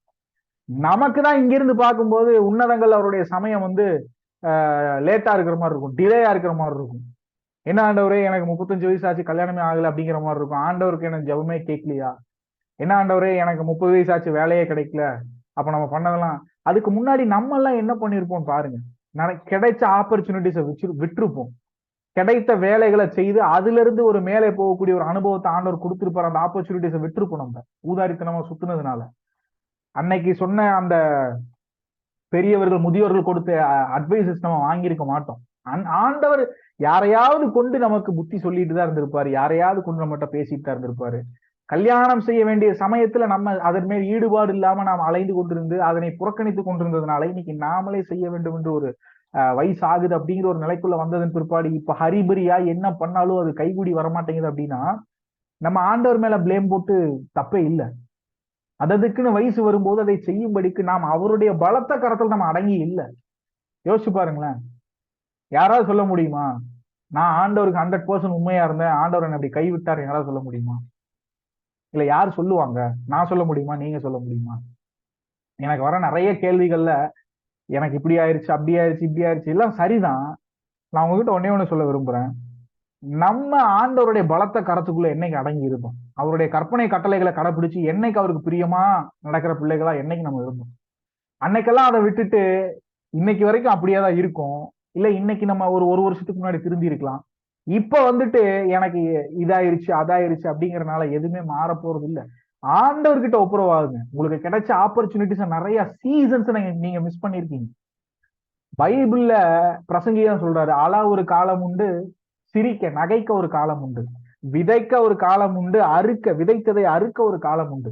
வெயில் அடிக்கிறதுக்குன்னு ஒரு சீசனை கொடுத்த ஆண்டவர் மழை பெய்யறதுக்குன்னு ஒரு சீசனை கொடுத்திருக்காரு. மழை பெய்யறதுக்குன்னு ஒரு சீசனை கொடுத்த ஆண்டவர் குளிருக்குன்னு ஒரு சீசனை கொடுத்திருக்காரு. அப்படி கோடை காலம், வசந்த காலம், மழைக்காலம்னு மாறி மாறி வரும்போது நம்மளுடைய லைஃப்ல மட்டும் ஏன் இந்த பிரச்சனைகள் நிரந்தரமாயிருமா? இல்ல. அப்போ எங்கேயோ நம்ம தவறு பண்ணியிருக்கோம். ஏதோ ஒரு சீசன்ஸ் நம்ம மிஸ் பண்ணியிருக்கோம். எந்த சீசனை நம்ம மிஸ் பண்ணிருக்கோம்? நம்மளுடைய வாழ்க்கையில வசந்த காலமாய் மாற வேண்டிய சீசன்ஸ் நம்ம மிஸ் பண்ணிருக்கோம். அதுக்குதான் பேதுரு சொல்றாரு, ஆகையால் என்ன பண்ணுங்க, ஏற்ற காலத்தில் தேவன் உங்களை உயர்த்தும்படிக்கு அவருடைய பலத்த கரங்களுக்குள்ள அடங்கி இருங்க. தேவனுடைய பலத்த கரத்துக்குள்ள நம்ம அடங்கி இருக்கணும். ஆண்டவர் தான் நம்மளை உயர்த்த முடியும். ஆண்டவர் தான் நம்மளை என்ன செய்யணும்னு வச்சிருக்காரோ, நம்மளுடைய வாழ்க்கையை எதை கொடுக்க வேண்டும் வச்சிருக்கிறோ ஆண்டவர் தான் கொடுக்க முடியும். நம்ம இஷ்டத்துக்கு நம்ம போய் ஒண்ணு பண்ணிட்டு ஆண்டவர் நம்மளை இப்படி பண்ணிட்டாரு, நம்மளை கைவிட்டுட்டாரு, நம்ம அதை செய்யும் போது ஆண்டவர் நம்ம கிட்ட பேசலன்னா சொல்லாதீங்க. நமக்கு புத்தி சொல்றதுக்கு ஏராளமான பேர் அந்த டைம்ல ஆண்டவர் எழுப்பி இருப்பாரு. ஆனா அதெல்லாம் நம்ம காதுலயே விழுந்திருக்காரு. புரிஞ்சா? அப்ப அந்த மாதிரி நிறைய சீசன்ஸை மிஸ் பண்ணவங்களும் இன்னைக்கு ஏராளமான பேர் இருக்காங்க. ஒவ்வொருத்தரையும் பத்தி நான் டெய்லியும் கேட்டுட்டு இருக்கேன். எனக்கு கால் பண்றாங்க, மெசேஜ் பண்றாங்க. நிறைய பேர்த்தினுடைய லைஃப்பை பத்தி நான் கேட்டுட்டு இருக்கேன். அவங்களுக்காக என்னால செய்ய முடிஞ்சது என்ன? நான் ஜெபம் தான் பண்ண முடியும். அவங்களுக்காக நான் ஜெபிக்க தான் முடியும், ஜெபிக்க தான் செய்யறேன். ஆண்டவரிடத்துல நீங்க ஒப்புரவாங்க. ஆண்டவர்கிட்ட போய் நீங்க உங்களுடைய முழு சித்தம் என்ன? ஆண்டவரே, நான் என்னுடைய பாஸ்ட்ல நான் நிறைய காரியத்தை செஞ்சுட்டேன். என்னுடைய பாஸ்ட்ல நான் இதெல்லாம் போய் சரி பண்ண முடியாது. ஆனா இதெல்லாம் நீங்க பண்ண முடியும் ஆண்டவரே. நீங்க எல்லாற்றையும் செய்ய முடியும்னு ஆண்டவர்கிட்ட போய் உழுங்க. ஆண்டவர் உங்களுக்கு ஏற்ற வழியை ஏற்ற வேலையில திறப்பாருன்னு நான் விசுவாசிக்கிறேன். மனம் திரும்புதல் மற்றும் இத இத இதனுடைய முக்கியத்துவம் என்ன அப்படின்னா, எல்லா காலங்கள்லயுமே ஆண்டவர் எதுக்கு தான் வெயிட் பண்ணிட்டு இருக்காரு? எப்படியாவது ஜனங்கள் ரட்சிக்கப்படும், எல்லாரும் ரட்சிக்கப்படும் அப்படிங்கறதுக்காக தான் ஆண்டவர் வெயிட் பண்ணிட்டு இருக்காரு. உங்கள் முழு இருதயத்தோடும் என்னிடம் மனம் திரும்புகள்னு ஒரு தீர்க்கதரிசி அழுகிறாரு. மனம் திரும்புங்கள், ஏனென்றால் பரலோக ராஜ்யம் சமீபமா இருக்குது அப்படின்னு சொல்லிட்டு யார் அழுகிறா? நம்ம யோவான் ஸ்நானன். ஆண்டவர் அதே தான் பேசினாரு. ஜான் பாப்டிஸ்ட் போட்டிருக்குல்ல, மனம் திரும்புங்கள் ஏனென்றால் பரலோக ராஜ்யம் சமீபத்திற்கு கர்த்தர் இயேசு கிறிஸ்து அதான் சொல்லியிருக்காரு. உங்கள் பாவங்கள் அழிக்கப்படும்படி பேதுரு சொல்லியிருக்காரு. பாவிகளை மனம் திரும்ப அழைக்க இயேசு வந்தார், லூக்கா 5:32. இயேசுவே அதை சொல்லியிருக்கிறாரு. மனம் திரும்புதல் மனித மற்றும் தெய்வீக மண்டலத்தில் செயல்படுகிறது. நான் ஏற்கனவே சொன்னேன், 2 பேருடைய பங்களிப்பும் இருக்கு. ஆண்டவர் முன்குறிக்கிறார், முன்னறிஞ்சிருக்கிறாரு, அவருடைய நாலேஜ்ல இருக்கு. அதற்கான சமயங்களை அப்பாயிண்ட் பண்ணியிருக்காரு. ஏற்ற வேலையில அந்த வார்த்தைகள் அவர் இடத்துல வரும்போது ஒரு ஒரு சுச்சுவேஷன் வருது. மனிதன் அந்த சுச்சுவேஷன்ல இருந்து வந்து ஆண்டவரை மீட் பண்ணும்போது, ஒரு என்கவுண்டர் வரும்போது மனிதன் என்ன பண்றான்? ஆண்டவருடைய வார்த்தையை கேட்டு கன்விக்ஷன் ஆகி மனம் திரும்பி அழுது, மனங்கசந்து அழுது என்ன பண்ணணும்? அதை செயல்பாடுல காண்பிக்கணும். எப்படி? தன்னுடைய பாவங்களை கன்ஃபஸ் பண்ணணும், தன்னுடைய இருதயத்துல விசுவாசிக்கணும், வாயினால் அறிக்கை செய்யணும். அப்பொழுது அவங்க என்ன பண்றாங்க? ரட்சிக்கப்படுறாங்க. ஆன்மா கடவுளிடம் திரும்புவதற்கு மனம் திரும்புவதிலே முதல் படி என்று பைபிள் தயக்கமின்றியும் அழுத்தமாக அறிவிக்குது. அது இல்லாம எந்த ஆன்மாவும் ரட்சிக்கப்படாது என்பதை பார்ப்பது அவசியம். அதாவது நம்மளுடைய ஆன்மா இருக்குல்ல, நம்மளுடைய ஆன்மானா வேற ஒரு ஆத்மா தாங்க. அது என்ன, நான் ஏதோ மற்ற புறமதஸ்தர்கள் பேசுற மாதிரி ஆன்மா அப்படின்லாம் பேசிட்டு நினைக்காதீங்க. தமிழ்ல டிரான்ஸ்லேட் பண்ணும்போது ஆன்மான்னு வந்துருக்கு. நம்மளுடைய ஆத்மா இருக்குல்ல, நம்மளுடைய ஆத்மா அதனுடைய ஏக்கமெல்லாம் என்னன்னா, எப்படியாவது இயேசுகிட்ட திரும்பணும். ஏன்னா பவுலினுடைய நிருபங்கள்லாம் நீங்க வாசிக்கும் போது பார்த்திருப்பீங்க, எப்படியாவது இயேசுகிட்ட திரும்பணும். அதுதான் அது அது மனம் திரும்புவதற்கு ஒரே வழி என்ன? முதல் படி என்னன்னா மனம் திரும்புதல். நான் செய்த பாவங்கள், நான் வந்த வழி தவறான வழி, இனி நான் அதை செய்ய மாட்டேன்னு சொல்லி அந்த வழியிலிருந்து வேறொரு வழிக்கு வர்றதுதான் முதல் படி, ஃபர்ஸ்ட் ஸ்டெப். அந்த ஃபர்ஸ்ட் ஸ்டெப் எடுத்து வைக்கும் போது ஆண்டவர் என்ன பண்றாரு? அவரு 1000 ஸ்டெப் வந்துடுறாரு. மனம் திரும்புவதுடைய முக்கியத்துவம் நம் நாளில் எப்போதும் அங்கீகரிக்கப்படுவதில்லை. ஏனெனில் அங்கீகரிக்கப்பட வேண்டும் என்று சுவிசேஷர்கள் ரட்சிக்கப்படாதவர்களை கிறிஸ்து ஏற்றுக்கொள்ளும்படியாகவும் விசுவாசிக்கும்படியும் அழைப்பு விடுக்கிறார்கள். பாவிக்கு அவர் என்ன அது தொலைந்து விட்டதாகவும் ஒரு இரட்சகர் தேவைப்படுவதாகவும் காட்டாமல் மனம் திரும்புதலை பற்றிய பிரசங்கத்தில் வேதங்கள் அதிக அழுத்தம் கொடுக்கின்றன. மனம் திரும்புதல் என்பது பழைய ஏற்பாட்டு தீர்க்கதரிசியின் செய்தி. உபாகமம் 30:10, 2 ராஜாக்கள் 17:3, எரேமியா 8:6, எசேக்கியேல் 14:6. இதெல்லாம் பாத்தீங்கன்னா ஜான் த பாப்டிஸ்ட் பிரசங்கத்தின் முக்கிய குறிப்பு என்ன? மத்தேயு 3:2, மார்க் 1:15. கிறிஸ்துவும் கூட பேசும்போது என்ன பேசியிருக்காரு? மத்தேயு 4:17, லூக்கா 13, அவருடைய மலை பிரசங்கங்கள் எல்லாத்தையும் பாத்தீங்கன்னா இது போன்ற 12 அப்போஸ்தலர்களும் கூட, குறிப்பாக பெந்தேகோஸ்தே நாள்ல பேதுரு என்ன சொல்றாரா? அப்போஸ்தலர் 2:38, 3:13 பவுலின் பிரசங்கமும் இதைத்தான் இன்சிஸ்ட் பண்ணுது. அவரு இதைதான் சொல்றாரு. என்னன்னு, இது நிச்சயமாகவும் காலகட்ட மாற்றம் நம் நாளில் மனம் திரும்புதலை தேவையற்றதாக ஆக்கவில்லை. இது என்னன்னா, காலகட்ட மாற்றம் அப்படின்னா, இயேசு கிறிஸ்துவுக்கு முன்பதாக வாழ்ந்து கொண்டிருந்த பழைய ஏற்பாட்டு தீர்க்கதரிசிகளுடைய காலம் எது? பெரிய பெரிய தீர்க்கதரிசிகள், அவர்களுக்கு முன்னாடி மோசே காலம் கூட வச்சுக்கோங்களேன். அப்ப இருந்தே மனம் திரும்புதல் அப்படிங்கிறது ஏதோ புதிய ஏற்பாட்டு உபதேசம் கிடையாது. பாத்தீங்கன்னா உபாகமம் 30:10 அதுலயே இருக்கு. அப்ப அன்றைக்கே மனம் திரும்புதலுக்கு, ஏன்னா இந்த ஜனங்கள் செய்யக்கூடிய பாவம், விக்கிரக ஆராதனை, போய் இதுக்கு பலியிட்டதை எடுத்துங்கிறது, இந்த இவருடைய பிள்ளைகளை கொண்டு போய் மற்ற தெய்வங்களுக்கு பலியிடுறது, இது மாதிரி தேவனுக்கு விருப்பம் இல்லாத காரியத்தை அன்றையிலிருந்தே செஞ்சுக்கிட்டே தான் இருந்திருக்காங்க. அப்போ இதைத்தான் ஆண்டவர் மனம் திரும்புங்க மனம் திரும்புங்க அன்னைக்கு சொல்லிட்டு இருந்தார் தன்னுடைய தீர்க்கதரிசிகளை கொண்டு. ஏசாயா, எரேமியா, பின்ன சிறிய தீர்க்கதரிசிகள், ஓசியா, யோனா, மீகா, நாகும், ஆபகுக், செப்பனியா, சகரியா எல்லாரையும் கொண்டு ஆண்டவர் என்ன பண்ணிட்டு இருந்தாரு? பேசிக்கிட்டே தான் இருக்காரு. அப்போ புதிய ஏற்பாட்டு காலத்துல இது விதிவிலக்கல்ல. அதனுடைய மைய பிரசங்கமே என்னதான்? ஜான் த பேப்டைஸ்ட் என்ன சொன்னார்? மனம் திரும்புங்கள், பரலோகராஜ்யம் சமீபமா இருக்குது. ஆண்டவராக இயேசு கிறிஸ்துவும் அதான் சொன்னார். பேதுருவும் அதான் சொல்றாரு. பவுலும் அதான் சொன்னார். பவுல் இன்னும் ஒருபடி மேல போய் அதை விரிவாக்கி அதை எப்படி நமக்கு புரிய வைக்க முடியுமோ அப்படியெல்லாம் பேசினாரு பவுல். அப்ப அந்த மாதிரி எல்லாம் பேசக்கூடிய காரியங்கள் இருக்கும்போது காலகட்ட மாற்றம் ஒரு நாளும் மனம் திரும்புதலை வந்து ரீப்ளேஸ் பண்ணல. எல்லாருடைய காலங்களும் இதே தான் பேசிட்டு இருக்காங்க. இன்னைக்கு நம்மளும் இதுதான் பேசுறோம், நானும் இதுதான் பேசுறேன், நிறைய பேர் இதுதான் பேசுறோம், எல்லாருமே இந்த மனம் திரும்புதலை குறிச்சு தான் பேசுறோம். அப்படின்னா ஏதோ நம்ம சோபிஸ்டிகேட்டடான ஒரு லைஃப்ல வாழ்றோம், நம்ம வந்து ரொம்ப டெக்னாலஜி டெவலப்மெண்ட்ல வந்துட்டோம், இனிமே நம்ம ஆத்மா ரசிக்கப்படுற மனம் திரும்புதல் தேவையில்ல, வெறும் வர்ஷிப் மட்டும் பண்ணா போதும், சும்மா கையை தூக்கிட்டு 1 மணி நேரம் ஆண்டவரை பாடி அப்படியே எமோஷன்ஸ்ல, மியூசிக்கோட எமோஷன்ல அழுது அப்படியே அங்கேயே குதிச்சுக்கிட்டு அப்படியே அங்க இருக்கும்போது அப்படியே ஏதோ சொர்க்கத்துல இருக்கிற மாதிரி ஒரு ஃபீல் எல்லாம் கொடுத்துட்டு இருந்தா அதுதான் மனம் திரும்புதல்னு ஒரு பொய்யான மாய பிம்பத்தில் நம்மளை கட்டமைச்சிருக்காங்க. இன்னைக்கு ஏன் அன்றைக்கு மாதிரி பயங்கரமான ஒரு மனம் திரும்புதெல்லாம் வர்றது இல்லைன்னு நீங்களே யோசிச்சு பாருங்களேன். ஏன்னா அதை செய்யக்கூடிய சுவிசேஷர்கள் ஆகட்டும், இல்ல பாஸ்டர்ஸ்னு சொல்லி தங்களை அழைத்துக் கொள்ளுகிற லைஃப் கோச்சஸ் ஆகட்டும், இவங்க எல்லாம் பண்ணக்கூடிய விஷயம் என்னன்னா, அவங்க கொடுக்கக்கூடிய முக்கியத்துவம், அவங்க கொடுக்கக்கூடிய மெசேஜஸ்ல கிறிஸ்துவ ரீப்ளேஸ் பண்ணிட்டு அவர் என்னென்ன செஞ்சாரோ அதை கொண்டு வந்து போக்கஸ்டா வச்சுட்டு பேசிட்டு இருக்காங்க. இயேசு கிறிஸ்து எதை பேசினாரோ அதை பேசாம இயேசு கிறிஸ்து எதை செஞ்சாரோ அதை பேசிட்டு இருக்கனாலதான் இன்னைக்கு மனம் திரும்புதல் வர்றதில்லை சபைக்குள்ள. சபைக்குள்ள மாத்திரம் இல்ல, வெளியில நடக்கிற சுவிசேஷ மீட்டிங்லயும் மனம் திரும்புதல் வர்றதில்லை. அவங்க என்ன பண்ணிட்டாங்க? கிறிஸ்துவ ரீப்ளேஸ் பண்ணிட்டு கிறிஸ்து செஞ்ச காரியங்களை கொண்டு வந்து வச்சுக்கிட்டு, ஆண்டவர் காணா ஊர்ல இதை பண்ணாரு, அந்த அதிசயத்தை பண்ணாரு, இந்த அற்புத அடையாளத்தை பண்ணாரு, பிசாசு துரத்துனாரு, எல்லாம் சரிதான்ப்பா. கிறிஸ்து என்ன ப்ரீச் பண்ணாரு? இன்னைக்கு யாருக்குமே என்ன பிரசங்கம் பண்றது? என்ன பிரசங்கம் பண்றது? Preach Christ. கிறிஸ்துவ பிரசங்கம் பண்ணுங்க. ஏன் கிறிஸ்துவ பிரசங்கம் பண்ண ஒண்ணுமே இல்லையா? பேதுரு, பவுல், யோவான் போன்றவர்கள்லாம் தங்களுடைய நிருபங்களை சொல்லியிருக்காங்களே, கிறிஸ்துனா யாரு, பிதாவோடு கூட அவருடைய நிலை என்ன, பிதா அவரு அந்த அவருடைய பங்களிப்பு என்ன ரட்சிப்புல, கிறிஸ்துவனுடைய குணாதிசயம் என்ன, அவர் படைப்புல என்ன ஒரு பங்களிப்பு ஆற்றியிருக்காரு, அவர் சமயத்திற்கு அப்பாற்பட்டவர். கிறிஸ்துவ பிரசங்கிங்க. கிறிஸ்துவ பிரசங்கிக்கிறதுக்கு நமக்கு சமயம் இல்ல, தெரியாது.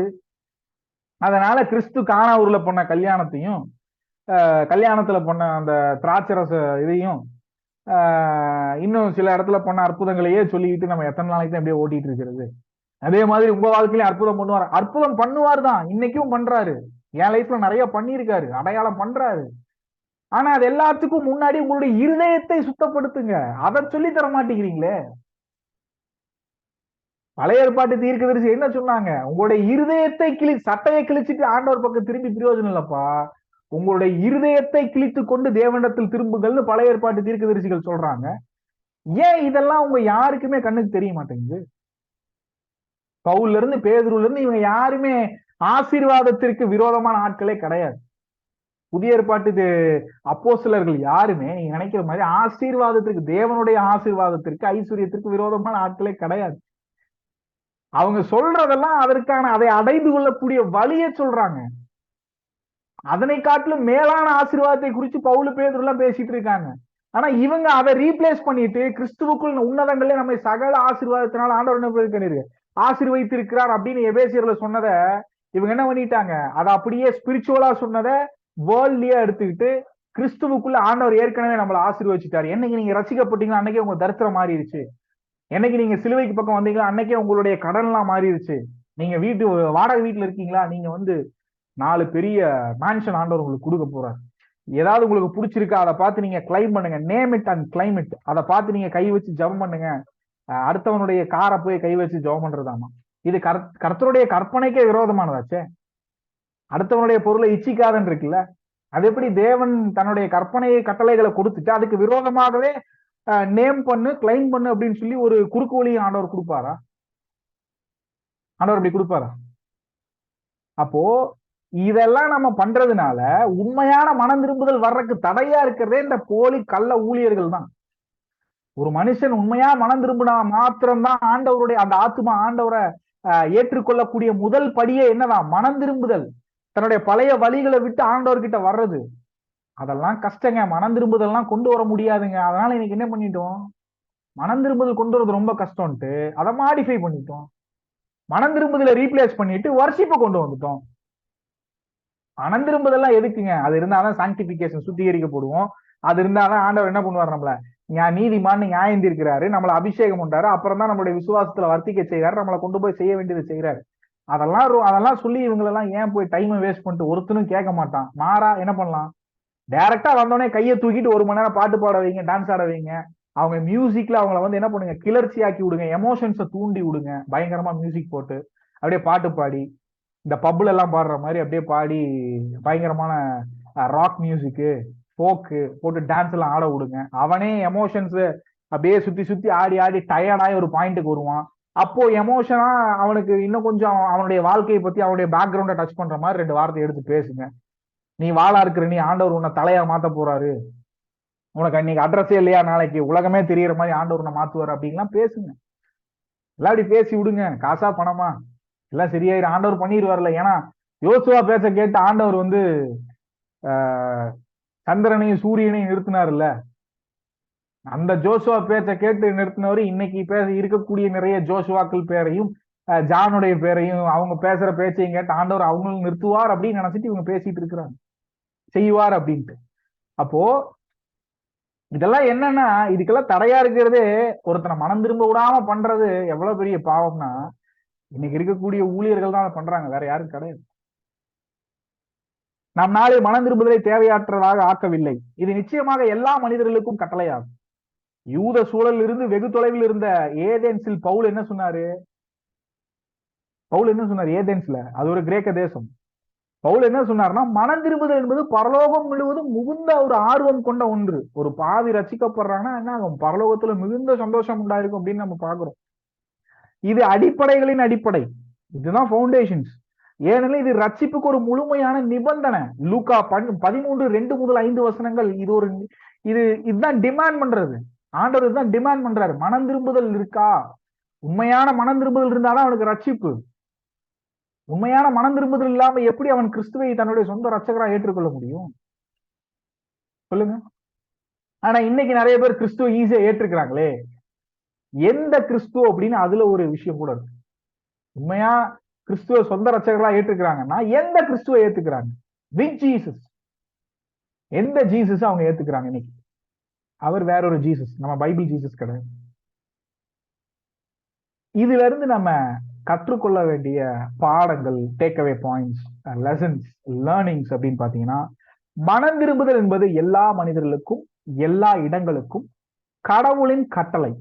அப்போஸ்தலர் 17:23-29 முதல் 30 வசனங்கள்ல பாத்தீங்கன்னா அதுதான் ஆண்டவர் கொடுத்திருக்க கட்டளை. மனம் திரும்பாம யாரும் தேவனுடைய அன்பை ருசி பார்க்க முடியாது, யாரும் தேவனிடத்தில் நெருங்க முடியாது, யாரையும் தேவன் என்ன பண்ண மாட்டார், நீதிமான அங்கீகரிக்க மாட்டார். விசுவாசத்தின் மூலமாக நம்ம என்ன பண்ணணும், இருதயத்தில் விசுவாசிக்க வேண்டும், வாயிலே கிறிஸ்துதான் தேவன் என்பதை அறிக்கை செய்ய வேண்டும். அப்பொழுது என்ன ஆகுது, நம்ம மனம் திரும்பி ஆண்டவராகிய இயேசு கிறிஸ்து நம்ம ஏற்றுக்கொள்கிறோம். புனிதர்களுக்கும் மனம் திரும்புதல் அவசியம். பாவம் செய்தவர்கள் வருந்த வேண்டும். அப்போஸ்தலர் 5:31-20-21 வசனங்கள், மத்தேயு 9:13 பாக்குறோம். பாவம் செஞ்சவங்க என்ன பண்ணணுமா, வருந்து. நான் செய்தது பாவம்னு மனங்கசந்து அழுது வருந்தி அந்த பாவத்திற்காக நம்ம செய்தது இனிமே இதை செய்யக்கூடாது அப்படிங்கிற ஒரு நிலைக்கு வந்து ஆண்டவர்கிட்ட திரும்புறதா மனம் திரும்புது. புனிதர்களும் மனம் திரும்பணும். இன்னைக்கு சொல்ல போனா ஆர்சி சர்ச்ல ஃபாதர்ஸ்ட போயிட்டு எத்தனையோ பேர் வந்து கன்ஃபெஷன் பண்றாங்க. அதெல்லாம் கேட்டுட்டு இருக்கக்கூடிய அவர்களும் மனம் திரும்பணும். அவங்களும் அப்படியே போயிட முடியாது, யாரும் அப்படி போக முடியாது. போப்புன்னு சொல்றவங்களும் எல்லாருக்கும் மனம் திரும்புதல் அவசியம். மனம் திரும்பி கிறிஸ்துவை ஏற்றுக்கொள்ள வேண்டும். வெளிப்படுத்தல் புத்தகம்ல இருந்து கிறிஸ்துவின் திருச்சபைக்கு மனம் திரும்புவதற்கான நேரடி அழைப்பை நமக்கு அளிக்கிறது. எது? Revelation chapter. மனம் திரும்ப, ஏன்னா இதெல்லாம் நடக்க போகுதுப்பா, வரப்போகிற அழிவுல இருந்து உங்களை காப்பாற்றணும்னா கிறிஸ்துவே ஒரே வழி. தேவன் தன்னுடைய நியாய கோப கலசத்தை இந்த பூமி மேல நியாய தீர்ப்பை காண்பிக்கும் போது கிறிஸ்துவினுடையவர்கள் மாத்திரம்தான் தப்பிக்க முடியும், வேற யாரும் தப்பிக்க முடியாது. நீங்க எவ்வளவு பெரிய பணக்காரரா இருந்தாலும், இல்ல நிறைய ஹாலிவுட் பிலிம்ஸ்ல காமிக்கிற மாதிரி பில்லியனர்ஸ் எல்லாம் வந்து ஈஸியா ஒரு ஆர்க் செஞ்சு தப்பிச்சிருவாங்க, ஒரு பங்க் செஞ்சு அதுக்குள்ள போய் ஒளிஞ்சிக்குவாங்க அப்படின்னு, அதெல்லாம் ஒண்ணும் முடியாது. எடுத்து வாசி பாருங்க. பழைய ஏற்பாட்டு சிறிய தீர்க்கதரிசிகள் புஸ்தகத்தை எடுத்து வாசி பாருங்க, நாகும் ஆபகுக்கலாம். யாரும் எங்கேயும் தப்பிக்க முடியாது. எபேசஸ் தனது முதல் காதலை விட்டு விட்டார். பெர்கமஸ் தனது ஆன்மீக அழைப்பை மறந்து விட்டார். எசபேலின் விபச்சாரம் மற்றும் அருவருப்பான பழக்கங்களை திரும்ப பெற தியத்தீரா முயன்றால், இதெல்லாம் என்னன்னா எபேசஸ்ல இருக்கக்கூடிய 7 திருச்சபைகள். எபேசு சபை வந்து என்னாச்சாமா, ஆண்டவர் பார்த்து சொல்றாரு, நீ உன்னுடைய முதல் ஆதி அன்பை விட்டு விட்டாய் அப்படின்னு சொல்றாருல்ல, அந்த பாயிண்ட். பெர்கமஸ் சபை என்னது, தனது ஆன்மீக அழைப்பை மறந்து விட்டார். எதுக்காக அழைக்கப்பட்டாலும் அந்த அழைப்பை செய்யாம யார் என்னென்னமோ பண்ணிட்டு இருக்கா. இன்னைக்கு நம்ம எல்லாம் என்ன பண்ணிட்டு இருக்கோம், தேவனுடைய சித்தத்தை செய்யறதை விட்டு ஊழியோங்கிற பேர்ல என்னென்னமோ பண்றோம்ல, அதுதான்.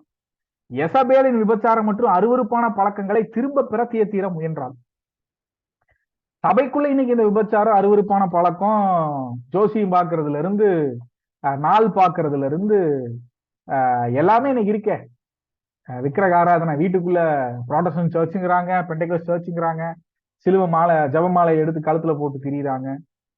வீட்டுக்குள்ள இயேசு கிறிஸ்துங்கிற பேர்ல யாரோட போட்டோவையோ எடுத்து மாட்டி வச்சிருக்கிறாங்க. ஏதோ ஒரு ஆக்டர் போட்டோ எடுத்து மாட்டிட்டு இயேசு கிறிஸ்துன்னு சொல்லி அதுக்கு லைட்டிங் எல்லாம் போட்டு என்னென்னமோ பண்றாங்க. வீட்டுல மாதா சிலையை முன்னாடியே முற்றத்திலேயே வச்சிருக்கிறாங்க. அதெல்லாம் என்ன விபச்சாரம் தான். சர்திஸ் இறந்து விட்டால், இறந்து விட்டால்னா விசுவாசத்திலே இல்ல. சர்தை சபை அப்படிதான் இருந்தது. டெட் சர்ச் ஆண்டவர் சொல்றாரு சர்தை சபையை குறித்து சொல்லும்போது. செத்து போன ஒரு சபை, கிரியும் இல்ல, ஒண்ணும் இல்ல, மனம் திரும்புதலுக்கு ஏற்ற கிரியும் இல்ல, கனியும் இல்ல. அதை பார்த்தா ஆண்டவர் சொல்றாரு சர்தை செத்து போயிட்டான். லவோதிசியா இன்றைக்கு ஒழுங்கமைக்கப்பட்ட விசுவாச துரோக சபையின் ஒரு வகை. லவோதேசியா சர்ச் எப்படி விசுவாச துரோகம். இன்னைக்கு அந்த விசுவாச துரோகம் தான் நிறைய நடந்துட்டு இருக்கு. கண்ணை திறந்து பாருங்க என்னென்ன விசுவாச துரோகம் நடந்துட்டு இருக்குன்னு. மனம் திரும்புதலுடைய இயல்பு எப்படி இருக்கும்? ஒருத்தர் மனம் திரும்புனா அந்த மனம் திரும்புதல் சரியான மனம் திரும்புதலா இருந்தா அவருடைய இயல்புகள் எப்படி இருக்கும்னு பார்க்கலாம். உண்மையான மனம் திரும்புதல்ல 3 மடங்கு யோசனை உள்ளது. ஒரு 3 டைப்ஸ் ஒரு தாட்ஸ் இருக்கு. உண்மையான மனம் திரும்புதல் என்ன அப்படின்னு பிப்ளிக்கலா. முதலாவது, புத்தியை தொடுவது போல். மத்தேயு 21:29. இங்கே மனம் திரும்பு என்பதற்கு பயன்படுத்தப்படும் வார்த்தையின் அர்த்தம் ஒரு விஷயத்தை பற்றிய ஒருவரின் மனது, எண்ணம், நோக்கம், இன்டென்ஷன், எண்ணம், அவங்களுடைய சிந்தனை மற்றும் பார்வைகளை மாற்றுவது. ஆண்டவர் கூட சொல்றாருல, உன் கண் தெளிவா இருந்தால் பார்க்கிற உன் சரீரம் முழுவதும் என்ன இருக்கும், சுத்தமா இருக்கும். ஏன்னா நம்மளுடைய கண் தான் விளக்கு. இதுதான் இந்த சரீரத்திற்கு உள்ள போகக்கூடிய அனைத்திற்கும் இந்த கண்ணு தான் கேட்வே. இந்த கண்ணு சுத்தமா இருக்கு, பரிசுத்தமா இருக்கு அப்படின்னா மோசமான சிந்தனைகள், எண்ணங்கள், பார்வைகள் உள்ள போகாது. புரிஞ்சா? அதைதான் இங்க பாக்குறோம்.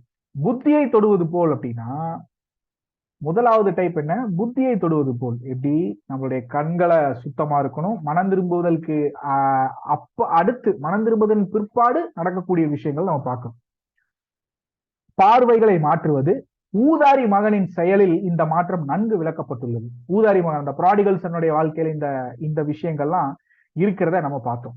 இவ்வாறு பெந்தேகோஸ்தே நாளில் பேதுரு யூதர்களை பார்த்து என்ன பண்றாரு, மனம் திரும்ப அழைத்த போது, அப்போஸ்தலர் 2ஆம் அதிகாரம் 14 முதல் 40 வசனங்களை வாசி பாருங்க. இப்ப நமக்கு சமயம்ல, நீங்க வீட்டுல வாசி பாருங்க. கிறிஸ்துவை பற்றி அவர்களின் மனதையும் அவர்களின் கருத்துக்களையும் மாற்ற அவர் கிட்டத்தட்ட அவர்களை அழைத்தார். ஏன்னா இவங்கதான் கொண்டு போய் சிலுவையில ஆண்டவர் அறையருக்கு ஒப்பு கொடுத்தது. பெந்தேகோஸ்தே பண்டிகைகளுக்கு உலகம் எங்கு இருக்கக்கூடிய யூதர்கள் வந்து அங்க சேர்ந்திருக்கிறாங்க எருசலேம்ல. இவங்கெல்லாம் என்ன பண்ணாங்க, இந்த 120 பேர் மேலறை வீட்டுல இருக்கிறத பார்த்துட்டு இவங்க வந்து ஆளாளுக்கு ஒரு பாஷையில, ஜென்ம பாஷையில, எப்படி அது ஜென்ம பாஷைன்னா இன்னைக்கு அதைத்தான் வந்து அந்நிய பாஷையா குழப்பிக்கிட்டு வாய்க்கு வரதெல்லாம் பேசிட்டு அந்நிய பாஷை அப்படிங்கிறாங்க. அங்க வந்தவங்க உலகத்தினுடைய எல்லா மூலைகள்ல இருந்தும் சிதறி போன யூதர்கள் என்ன பண்ணிருக்காங்க, பெந்தேகோஸ்தே பண்டிகை கொண்டாடுறதுக்கு எருசலேம் வந்திருக்கிறாங்க. அப்போ எல்லா உலகத்தினுடைய மூலையிலும் இருக்கக்கூடிய யூதன் அங்கங்க இருக்கக்கூடிய லோக்கல் ரீஜனல் லாங்குவேஜை கத்திருப்பான். இப்ப இந்தியாவில இருக்கானா, இந்தியாவில அந்த டைம்ல என்ன ரீஜனல் லாங்குவேஜ் இருக்கோ அது அவனுக்கு தெரியும். அந்த அவன் இருக்கக்கூடிய பகுதியில. சீரியால இருக்கானா சீரியன் லாங்குவேஜ் அவனுக்கு தெரியும். துருக்கியில இருக்கிறவனுக்கு துருக்கி லாங்குவேஜ் அவனுக்கு தெரியும். வெறும் ஹீப்ரூ மட்டும் இல்லாம அதுவும் அவங்களுக்கு தெரியும். ஏன்னா இவங்க பிசினஸ் மேன். இப்படி எல்லாருமே ஆஸ்திரேலியால இருக்கிறவங்க, நான் ஒரு பேச்சுக்கு சொல்றேன், அன்றைக்கு ஆஸ்திரேலியா இந்த மாதிரி இதெல்லாம் கிடையாது, ஒரு பேச்சுக்கு நான் உங்களுக்கு புரியறதுக்காக சொல்றேன். ஆஸ்திரேலியால இருக்கிறவன், ஆப்பிரிக்கால இருக்கிறவன், அலெக்சாண்ட்ரியால இருக்கிறவன், இந்தியாவில இருக்கிறவன், பாகிஸ்தான்ல இருக்கிறவன், நேபாளத்துல இருக்கிறவன், அப்ப எல்லா மொழிகளும் அவங்களுக்கு தெரிஞ்சிருக்கும். இந்த மாதிரி அந்த எல்லா மொழிகளும் தெரிஞ்ச யூதர்கள் அங்க அந்த பண்டிகை கொண்டாட போகும்போது அங்க இவங்கெல்லாம் மேலறை வீட்டுல ஆவியின் வரத்தை பெற்றுக்கொண்டு எல்லாரும் என்ன பண்றாங்க, ஆளுக்கு அந்நிய பாஷையில பேசுறாங்க. அந்நிய பாஷைங்கிறது இவங்க பேசுற பாஷை அவங்களுக்கு புரியாது, அவங்க பேசுற பாஷை இவங்களுக்கு புரியாது. அந்த மாதிரியான ஒரு பாஷை தான் அந்நிய பாஷை. புரிஞ்சா? அந்த அந்நிய பாஷை கனெக்ட் ஆகுது.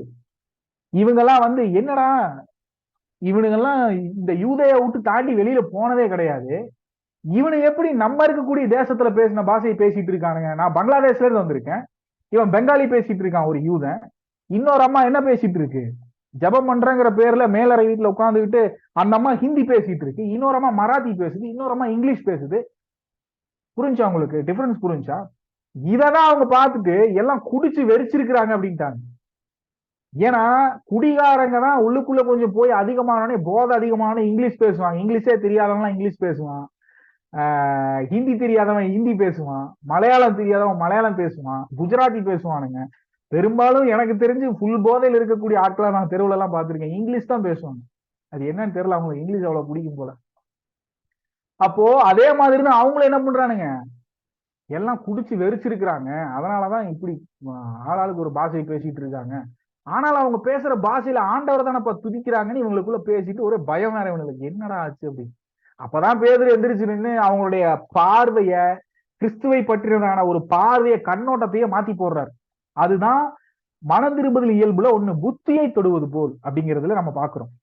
எந்திரிச்சுன்னு அவர் சொல்ற, அவர் பண்ற பிரசங்கத்துல அவங்களுடைய மனதையும் அவர்களின் கருத்துக்களை மாற்ற அவர் கிட்டத்தட்ட அவர்களை அழைத்தார்.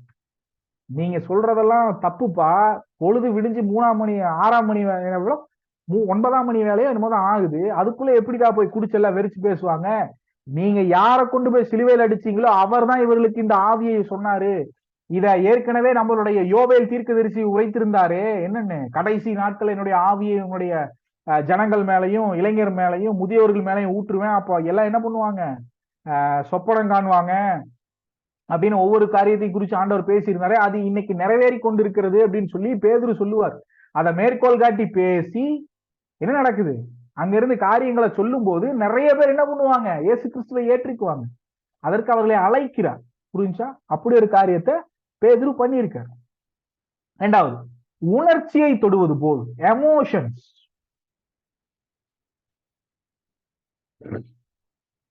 இது தொடர்பாக மனம் திரும்புதல் என்ற கிரேக்க வார்த்தையின் அர்த்தம் என்னன்னா, பிறகு ஒருவரை கவனித்துக் கொள்ளுவது. ஏதோமா பிறகு ஒருவரை கவனித்துக் கொள்ளுவது. எதன் பிறகு? மனமாற்றத்தின் பிறகு ஒருவரை கவனித்துக் கொள்ளுவது அப்படிங்கிறதுதான் அதனுடைய ஃபர்ஸ்ட் என்னது, இன்டெலெக்ட், டச்சிங் த இன்டெலெக்ட். இன்டெலெக்ட்னா உணர்வு, டச்சிங் த எமோஷன்ஸ் அப்படின்னா உணர்ச்சி. உணர்ச்சியை தொடுவது போல் அப்படிங்கும்போது பிறகு ஒருவரை கவனித்துக் கொள்வது. எதன் பிறகு? மனம் திரும்புதலுக்கு உள்ள வந்ததன் பிற்பாடு அதன் பிறகு நடக்கக்கூடிய அனுபவம் ஒரு பெரிய கவலையை ஏற்படுத்துவது. ஹீப்ரு சமமான வார்த்தை இன்னும் வலிமையானது மற்றும் மூச்சிறைப்பது, பெருமூச்சு விடுவது, புலம்புவது என்று பொருள். எனவே பொதுமக்களின் மார்பகத்தில் என்ன பண்றார், அடித்தார். இது இதயத்தின் துக்கத்தை குறிக்கிறது. லூக்கா 18ஆம் அதிகாரம். உண்மையான மனம் திரும்புதலுக்கு எவ்வளவு உணர்ச்சிகள் அவசியம் என்பதை யாராலும் உறுதியாக சொல்ல முடியாது. ஆனால் ஒரு குறிப்பிட்ட அளவு இதய இயக்கம் அனைத்து உண்மையான மனம் திரும்புதலுடன் வருகிறது என்பதை இந்த வார்த்தையின் பயன்பாட்டிலிருந்து தெளிவாகிறது. இங்கிலீஷ்ல பார்க்கலாமே, தமிழ்ல சரியான டிரான்ஸ்லேஷன் தெரியல. The Greek word for repentance in this connection means to be a care to one afterwards. அதான், to be a care to one afterwards அப்படின்னா பிறகு அதன் பிற்பாடு நடந்து கொள்ளக்கூடியதை கவனித்துக் கொள்வது, டேக்கன் கேர் ஆஃப் பண்றது. To cause one great concern, ஒரு அக்கறையில. The Hebrew equivalent is even stronger and means to pant, to sigh, பெருமூச்சு விடுறது அப்படிங்கிறாங்கல்ல அந்த மாதிரி. டு மார்ன், ஒரு மாதிரி காய்ச்சலா இருக்கும்போது சில பேருக்கு நைட்டு தூங்கும், காய்ச்சல் அதிகமா இருக்கும்போது தூங்க முடியாது, அணத்துவாங்கல்ல ஒரு மாதிரி, அதுதான் to mourn. So the publican beat upon his breast, indicating sorrow of heart. அதாவது லூக்கா 18ஆம் அதிகாரத்தின்படி ரொம்ப துக்கம், இதுக்குமே ரொம்ப துக்கம் ஏறி போய் நெஞ்சா அடிச்சுட்டு அதிரி அழுவாங்கல்ல, அது மாதிரி. Just how much emotion is necessary for true repentance no one can definitely say. இது மாதிரிலாம் எமோஷன் எந்த அளவுக்கு மனம் திரும்புதலுக்கு தேவைன்னு யாருமே சொல்ல முடியாது. பைபிள்லயும் அந்த அளவுக்கு இந்த மாதிரி உணர்ச்சிகள் இருந்தாதான் இப்படி அவங்க மனம் திரும்புறாங்க அப்படிங்கிற மாதிரி பிப்ளிக்கலா எந்த ஒரு பேட்டர்னும் கொடுக்கல. புரிஞ்சா? அதுக்கு எவிடென்ட்டா எந்த இதுவும் பிப்ளிக்கலா நம்ம எமோஷனா இப்படி இருந்தாதான் நம்ம மனம் திரும்பிட்டோம் அப்படின்ற மாதிரி எந்த ஒரு பேட்டர்னும் கிடையாது. கடைசியா as touching the will, நம்மளுடைய as touching the will அப்படிங்கும் போது நம்மளுடைய என்னது வில், நம்ம செய்யக்கூடிய காரியங்கள், மனம் திரும்புவதற்கான எபிரேய வார்த்தைகளில் ஒன்று திருப்பு என்று பொருள். டு டர்ன், ஹீப்ரூ மீனிங், ரிப்பன்டன்ஸுக்கு ஹீப்ரூ மீனிங்ல ஒரு மீனிங் என்னன்னு இருக்குன்னா டு டர்ன், திருப்பு அப்படிங்கிற மாதிரியான ஒரு மீனிங் இருக்கு. எக்ஸாம்பிளுக்கு இந்த ஊதாரி மகன் அவன் என்ன பண்றான், நான் எந்திரிச்சு எங்க அப்பா கிட்ட போறேன் அப்படின்னு சொல்லி அவனுடைய நிலையில இருந்து திரும்பி எங்க வர்றான், அவங்க அப்பா கிட்ட வர்றான். ஸோ மனம் திரும்புதல்ங்கிறது அந்த ஊதாரி மகனுடைய அந்த வாழ்க்கையில நம்ம அந்த ஒரு இதுல நம்ம பார்க்க முடியுது. To turn, change in mind, மாத்திரம், மனதை மாற்றிக்கொள்றோம். புரிஞ்சா? திருப்புறான். நாம் கைவிடுவதில் மனம் திரும்புதலின் பகுதி ஊதாரி மகன் நான் எழுந்தான் என்றான். லூக்கா 15, 18, 20 வருஷங்கள் நம்ம பார்க்கிறோம். மனம் திரும்புதலின் விருப்பத்தின் பகுதி காட்டப்பட்டுள்ளது. எப்படி? கடவுளிடம் நாம் செய்த பாவ அறிக்கையில் சங்கீதம் 38, 18, லூக்கா 18, 13 இருந்து நம்ம பார்க்கிறோம். என்னன்னு, மனம் திரும்புதல்ல விருப்பத்தின் பகுதி காட்டப்பட்டுள்ளது. எப்படி? தாவீது, ஆண்டவரே என்னை எப்படியாவது மனம் திரும்ப செய்யுங்க, துணிகரமான பாவத்திற்கு என்னை விலக்கி காத்து கொள்ளும் அப்படின்னா தாவீது சொல்றாருல்ல. அந்த மாதிரி நம்மளுடைய மனிதனுடைய மன விருப்பமும் கூட மனம் திரும்புதல்ல என்ன விருப்பத்தை காட்டக்கூடிய செயல்கள் பைபிள் எங்க இருக்கோ அதெல்லாம் இங்க பார்க்கிறோம். நாம் கைவிடும் பாவத்தில் ஏசாயா 55:7, நீதிமொழிகள் 28, 13 அதுக்கு ஒப்புமையான வசனம். நாம் கடவுளிடம் என்ன ஆகுது திரும்புவதுல 1 தெசலோனிக்கேயர் 1:9, அப்போஸ்தலர் 26:18 ஆகிய வசனங்கள் கூட அதை நம்ம பார்க்க முடியும். ஓகே, மனம் திரும்புவதால் நடக்கக்கூடிய முடிவுகள், ரிசல்ட்ஸ் என்னென்ன ரிசல்ட்ஸ் வருது, நம்ம ரிப்பன்டன்ஸ் ஆகிறதுனால என்னென்ன ரிசல்ட்ஸ் வருது அப்படிங்கறத நம்ம பார்க்கணும்.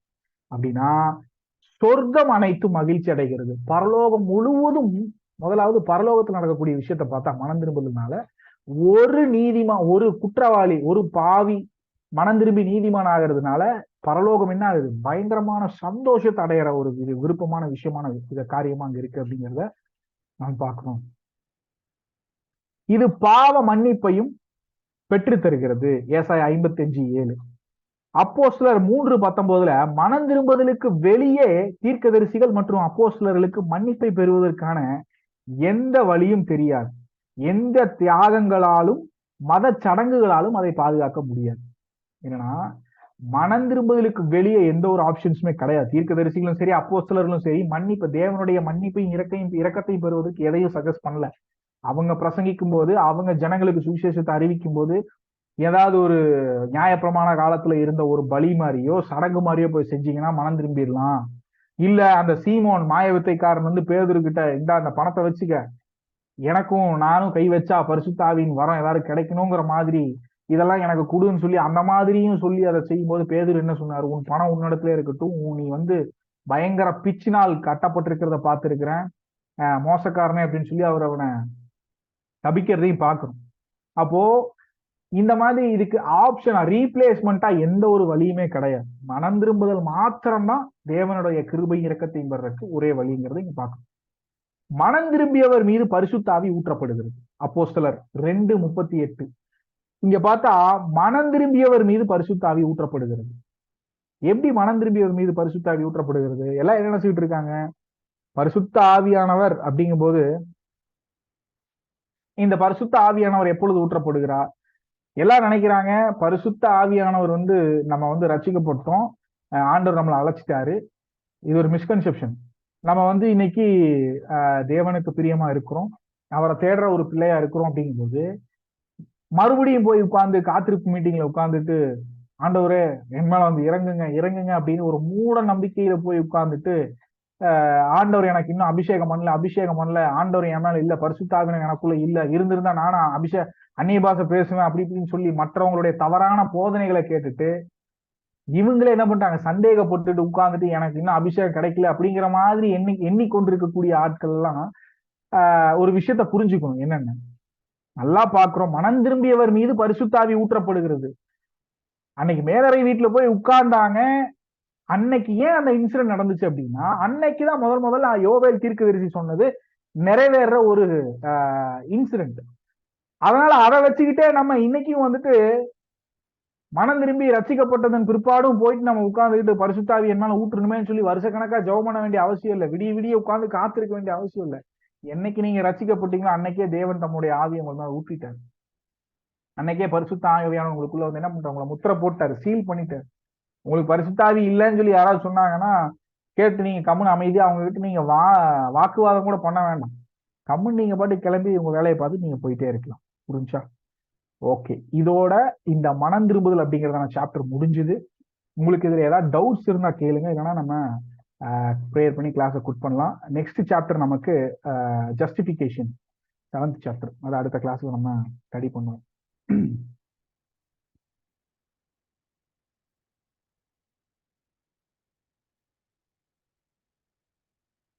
ஓகே,